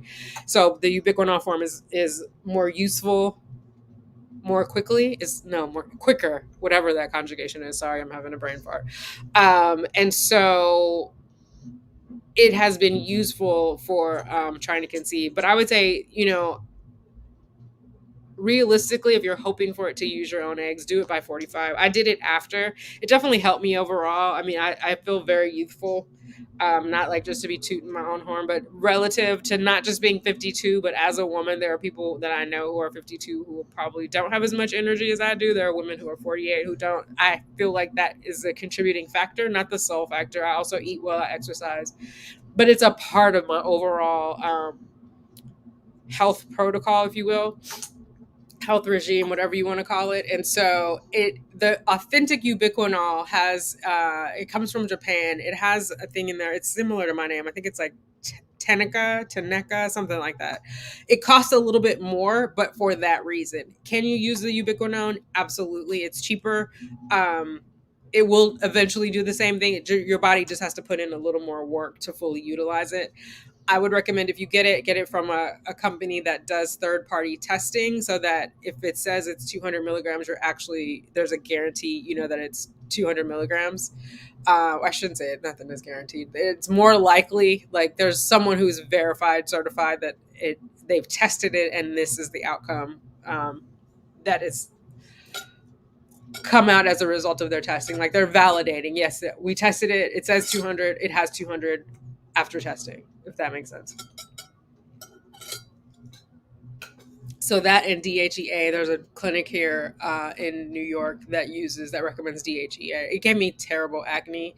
If you're going to do that, I would say definitely have your levels tested before you start using it as a supplement. But I have a video on supplements. It goes more into it if you're interested. I'm kind of going off the cuff. I had notes prepared and was, more detailed and more concise in that video. I identify as a mom and wife who invest in real estate as an expensive. Okay, I got you. Well, apparently it's working for you, mom and wife. But yeah, I like that. Ask about your time having a C-section. It's worth asking. Stay home longer with Sugar Bear. Yeah, I'm definitely gonna ask either way. But I know it'll probably, if there's additional time, it'll be at the 80%. But I'll see. I mean, it doesn't hurt to ask. Closed mouth don't get fed. PRP is also done to thicken your endometrial lining. Okay. Oh, thank you, Uju. I only know about the facial. I mean, like I've only really researched the facial, I should say. But yeah, it's expensive, but definitely not as expensive as ovarian or uterine PRP. This is my first treatment, and the effects last up to 3 to 4 months. So when you do that treatment, you got to be prepared right away. Within that window, right? They said that I should start seeing results within a month. They track the progress through AMH, FSH, and AFC. So they will be looking at your follicle count. FSH is so tricky. I was able to lower mine without the PRP. It varies from month to month, but the clinic, at least the one in New York here, always used. I had FSH of 50 one time, they always reference that. They never let me forget that. So like somehow that's a part of the. And then once I started going to donor, my AMH didn't matter, but obviously you're not doing donor, so I get why that matters. Some places keep testing the AMH. I'm not sure why, unless it's to sort of guide you to donor eggs. Because if you're doing, I'm not sure why. I guess that's my point. Um, because AMH is more of a guideline. Like I've run across some women who feel like it's a 1-to-1 correlation. Like your AMH indicates exactly how many eggs that you have, and that's not true. It's more of like what is your not capacity, but like what is the remaining vitality of all your follicles, right? Of your ovaries. It's not a one, like it's, for example, if everyone who has like a one for an AMH, they don't all have the exact same number of eggs, right? Some may have more than that. So that one, I think it trips up a lot of women in the TTC community because some people right away will be like, well, what is your AMH? Like what my AMH is not necessarily going to impact you of like, because it's not a 1-for-1. But I guess in a range, it might be helpful. Kay. Oh, thank you.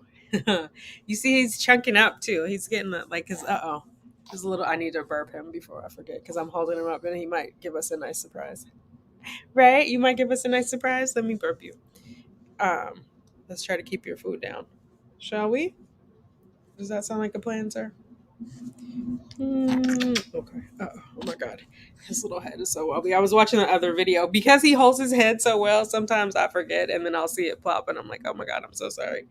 Because it wobbles around quite a bit. Because even my mom was like, "Why aren't you holding his head?" And I'm like, "He usually holds it up for the most part, but he is still a newborn, so I should do more of this." But we gonna get it together over here. Um, PRP is also done. Yeah, we did that one. I think we did that one. Sorry.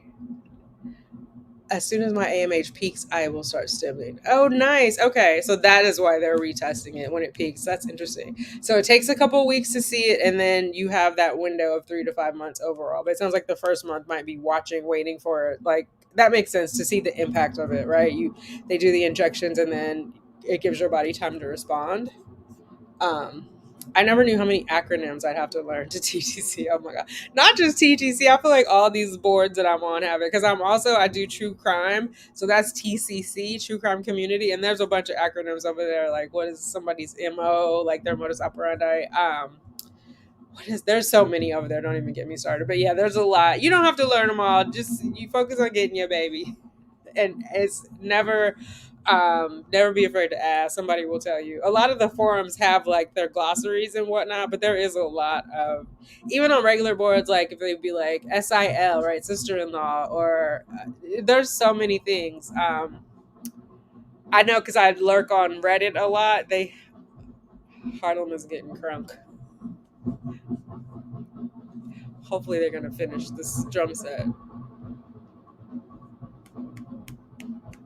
Can you guys hear me okay with the drums? Oh my God. Because I think the speakers are on both sides and I'm right by this window here.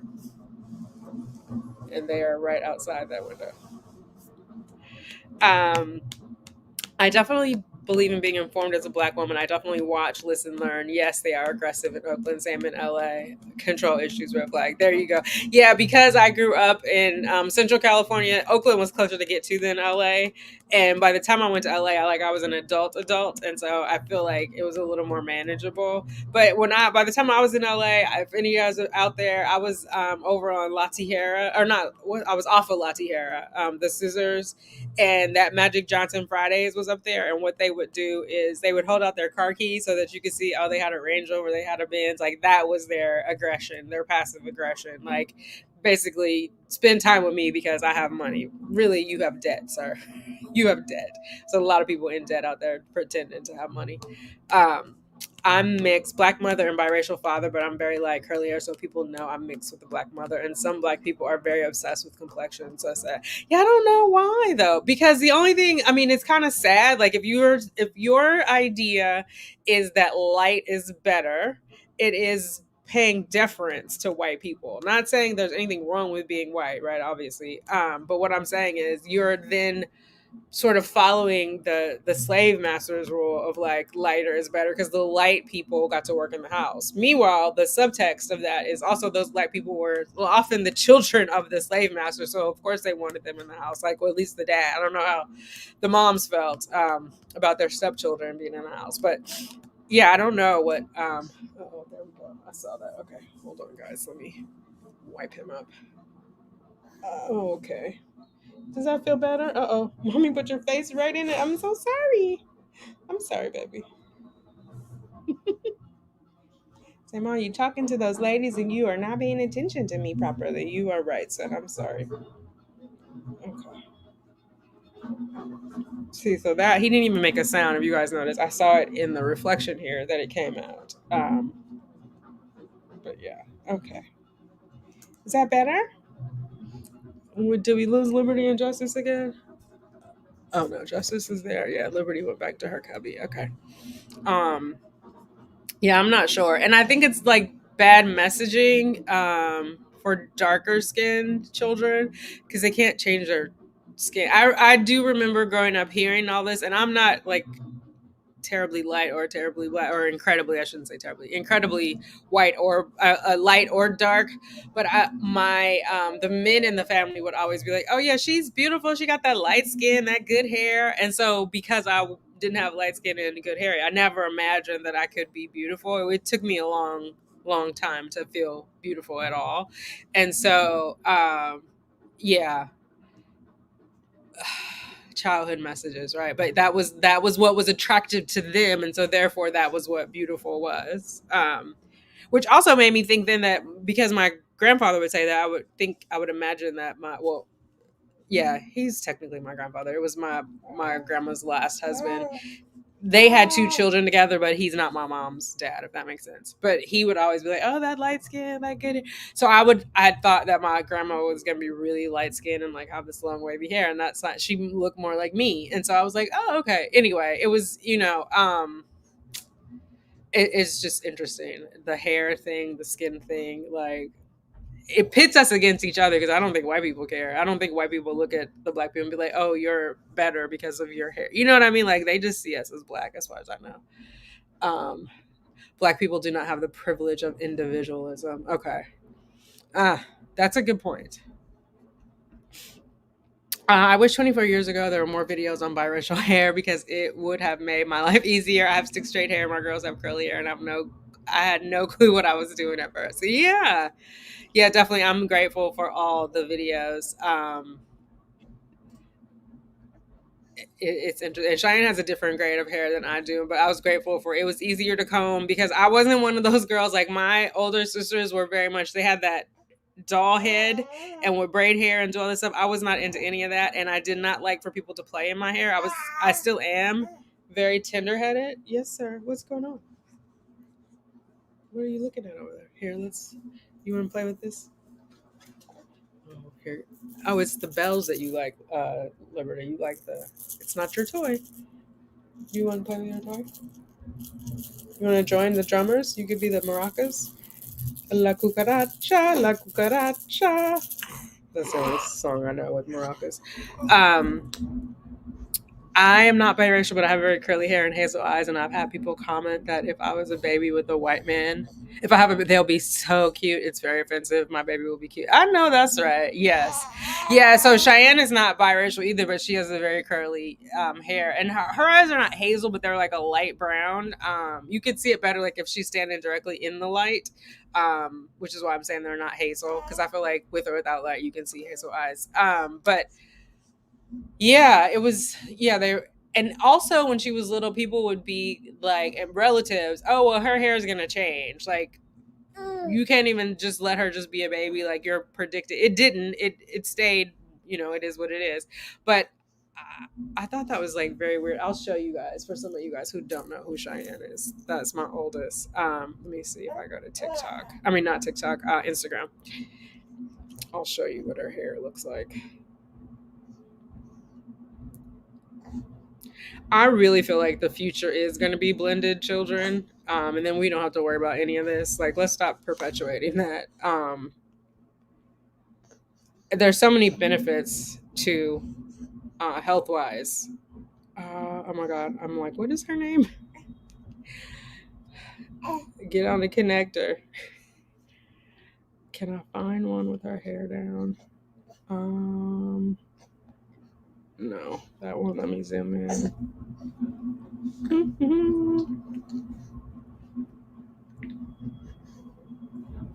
That's cute. I don't even know if she's gonna get mad at me for having her up on my video, but let's see. So this is my daughter. There's her curls. I mean, I have curls too, but not the same way that she has. Not the same way that her curls are there. But it was when she was little, people would always ask her, like, what race she was. And I would be like, just tell me you're black, and some more black. Especially when she came to New York. We came here when she was 13. They wanted her to be something other than black. Oh, you're Dominican, you're Puerto Rican, you're la la la. I'm like, no, baby, you're just black. And then she did some research. Some of our people come from some island somewhere. I don't know what it is, but I'm like, they're still black, babe. They're just not black Americans, but they're still black. As a light-skinned black woman, I've had experiences not feeling black enough. Eventually, I just accepted myself for the multifaceted person I am. I know that's right, brown eye queen. Exactly. It's sad that slave mentality, many blacks suffer with who cares about some blue eyes and just some foolishness, and grown people say that. I know. The weird thing is that it is grown people and it's perpetuating that. And children are listening. Like, it deeply impacted my self-esteem. As a that was one of the other things. Like, my high school sweetheart, who I moved to New York with, not Cheyenne's dad, though. People always get that confused. He was the first person to ever tell me I was beautiful, and it was like the most magical thing in the world, because I sincerely thought I could never be beautiful because beauty meant that you were light skinned with like good hair. So yeah. I have heard that a lot. I have heard that. Yeah. Shar, I am biracial. Apparently, I routinely annoy African Americans who feel the need to box me into blackness. You're beautiful. I'm beautiful, but I'm supposed to just ignore my 11 white aunts and uncles. Right. Exactly. Yeah. It's like, I think it is really a slave mentality of like trying to group people into something. And then people talk about other people's children's hair, like, oh, they got that hair, they need a perm. Like, how dare you say that to someone's child, like they need a perm? You know, that's the hair that grows out of their head. That's their natural hair. If they want to rock their natural hair, let them rock that. Like, don't force them to try to pretend, or I shouldn't say pretend, that sounds judgy, but to assimilate. Don't force them to try to assimilate if that's not their jam. It's ridiculous. However you identify as your choice. We are going to have experiences as a black person, but no, you shouldn't say I'm black. Ignore your white relatives, right? Which is why I think it's only an American thing too. Like, I don't feel like, you guys let me know, because obviously I've only lived in America. But like, if you've lived other places, do they call people biracial, or are they forcing them to be black even if they have like white in them and white relatives? Are they forcing them to like deny that? How does that work? And the other thing too, like for me, I don't identify as African American. I identify as American. Only because I just don't feel like they do that in other places. And some people are like, oh, that's embracing who you are. But is it? I mean, as far as identity, I identify as black. And then as I'm just American, like I don't want to have a caveat. Like, I was born here, my mom was born here, her mom was born here. Like, we're Americans. And so, yeah, I don't know. For me, I African American means like you came from Africa and are here now in America. Maybe first generation, maybe your parents did, but that's that's my own identity. Angela, I've been watching you for a while. Congrats. Thank you. Can you explain why you went to an immunologist? I went to an immunologist based on a recommendation from a second opinion. My company will, as one of the benefits, there's this Grand Rapids second opinion. So I went to where I didn't actually go there. My records were reviewed by a woman in San Francisco from UC San Francisco. And that was one of the things. I was identified as recurrent pregnancy loss because I had 3 miscarriages on the way to Sugar Bear. And so they wanted to see if there was an immunological issue, right? Was there some reason why my body was rejecting the embryos that were happening? So that's why I ended up going to an immunologist. And I was like borderline on my inflammation, but he ended up putting me on an inflammation protocol, and that ended up getting me my Sugar Bear. Now, mind you, correlation is not causation, right? So it could have been that I was going to get Sugar Bear that round anyway. But that is, as a part of that journey, I was on that protocol, and that's what helped the baby stick around and be here in my arms today, wiggling like crazy. Say not like crazy, mom, like baby. I'm a baby. That's my job. I wiggle. Wiggle, wiggle, wiggle. Do you guys do Miss Monica? She has that wiggle dance. Wiggle, wiggle, wiggle. Shake, shake, shake. He likes to do that. My mom was like, look, he's even on beat when we were in California to do it. Well, he didn't get that from me, that's for sure. Bless you. Because your mama is never on beat. That's another thing black people are judge you about. If you can't dance, they are like, you must not be black. Okay. Um They want you to do donor eggs immediately because it's more expensive. They earn more money. Selling you donor eggs and using your own. Everything is money. Oh, is that why they're looking at the AMH to tell you your chances are some? I will say I'm grateful that I went to 2 different reproductive endocrinologists that allowed me to try with my own eggs. And so, because I know some, like the first one, RMA was not going to let me. Foolish me. I should have ran right away. That's how I got talked into IUIs. Another money grab, right? Sir, where is your arm tangled up in my robe? Yeah, I'm listening. And then what happened? Oh, you want to eat again? You want boob, but I'm gonna see if I can give you this bottle. He's like, but mom, I can smell the real milk right there. That makes sense, Lisa. I didn't think about it. I mean, it's a business. My fertility doctor put me on ubiquinol and CoQ10 6 months before IVF. And I was taking it faithfully. I was happy that I got pregnant naturally, but unfortunately resulted. Oh, in the second ectopic. Okay. Yeah, I didn't realize that you lost the second tube. I'm sorry about that. Okay, hold on. I'm gonna put a boob in this one. Okay, I understand. I understand. You don't want the bottle. Okay. Yep. The boob is right there. Yep, you're right. You're right. You're right about all the things. I'm gonna give it to you. Okay. Okay, look, it's out and you're fighting me so you don't even know. Yeah, okay. If you guys can see the way he just tackled that nipple. um, so I feel like CoQ10 is the ubiquinone form. I think that if I remember correctly. But yeah, either way, it's definitely helpful. I don't believe in AMH either. It's so oppressive. He's calm unless he wants that boob, yes. I had 3 miscarriages now. Congratulations, Simone. Hi everyone. Hey Shamika. Oh hey, you made it. Staying positive. You all can hear me. Okay. They're saying congratulations. Hey, I'm well. How are you, Jazz Fame? They're still black, right? Oh my god. Beautiful as many different colors, shapes, sizes, and ethnicities. Just ignorance creating insecurities in young children. Yes, and you know what? I was glad, like when I mean, I'm not gonna praise them too much, but at least like the fashion industry started recognizing like different shades, different shapes. Like we're all beautiful. It's not a cookie cutter thing, and I think the more we are able to relay that to children, then we cut down on all these damn surgeries for everybody. Is it me or does everybody like on TikTok look the same? Like the beauty community, like the same nose, the same whatever. And somehow I feel like beauty gets lost in that, right? It's like they're trying to AI beauty. And so they have yes, sir. His mom's old floppy boob is flopping out of his mouth. He's like, I'm gonna need you to hold that, ma'am. I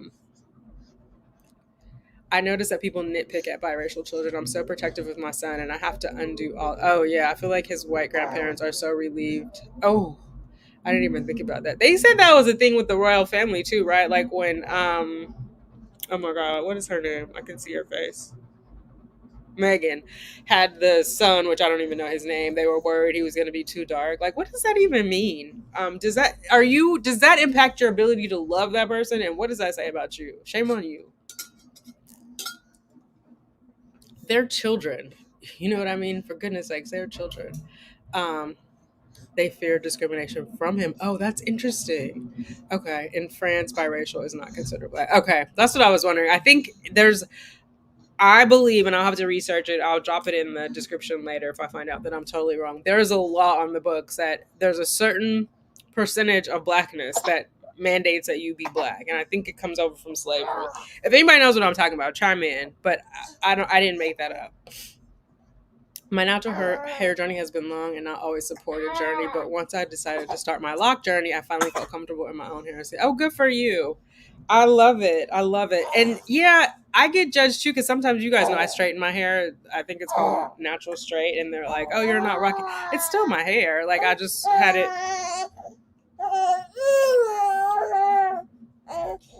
He's sleepy. Okay. Okay. Okay. He is totally sleepy, and don't feel like wrestling with this old titty. um. Oh my god. Hello. Is it Tanya? Tania? Um.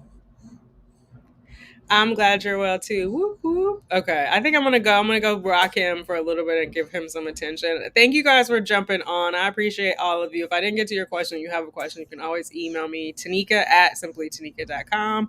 Replay crew, drop a blue heart or any color heart that you like in the comments so that we know that you came by afterwards.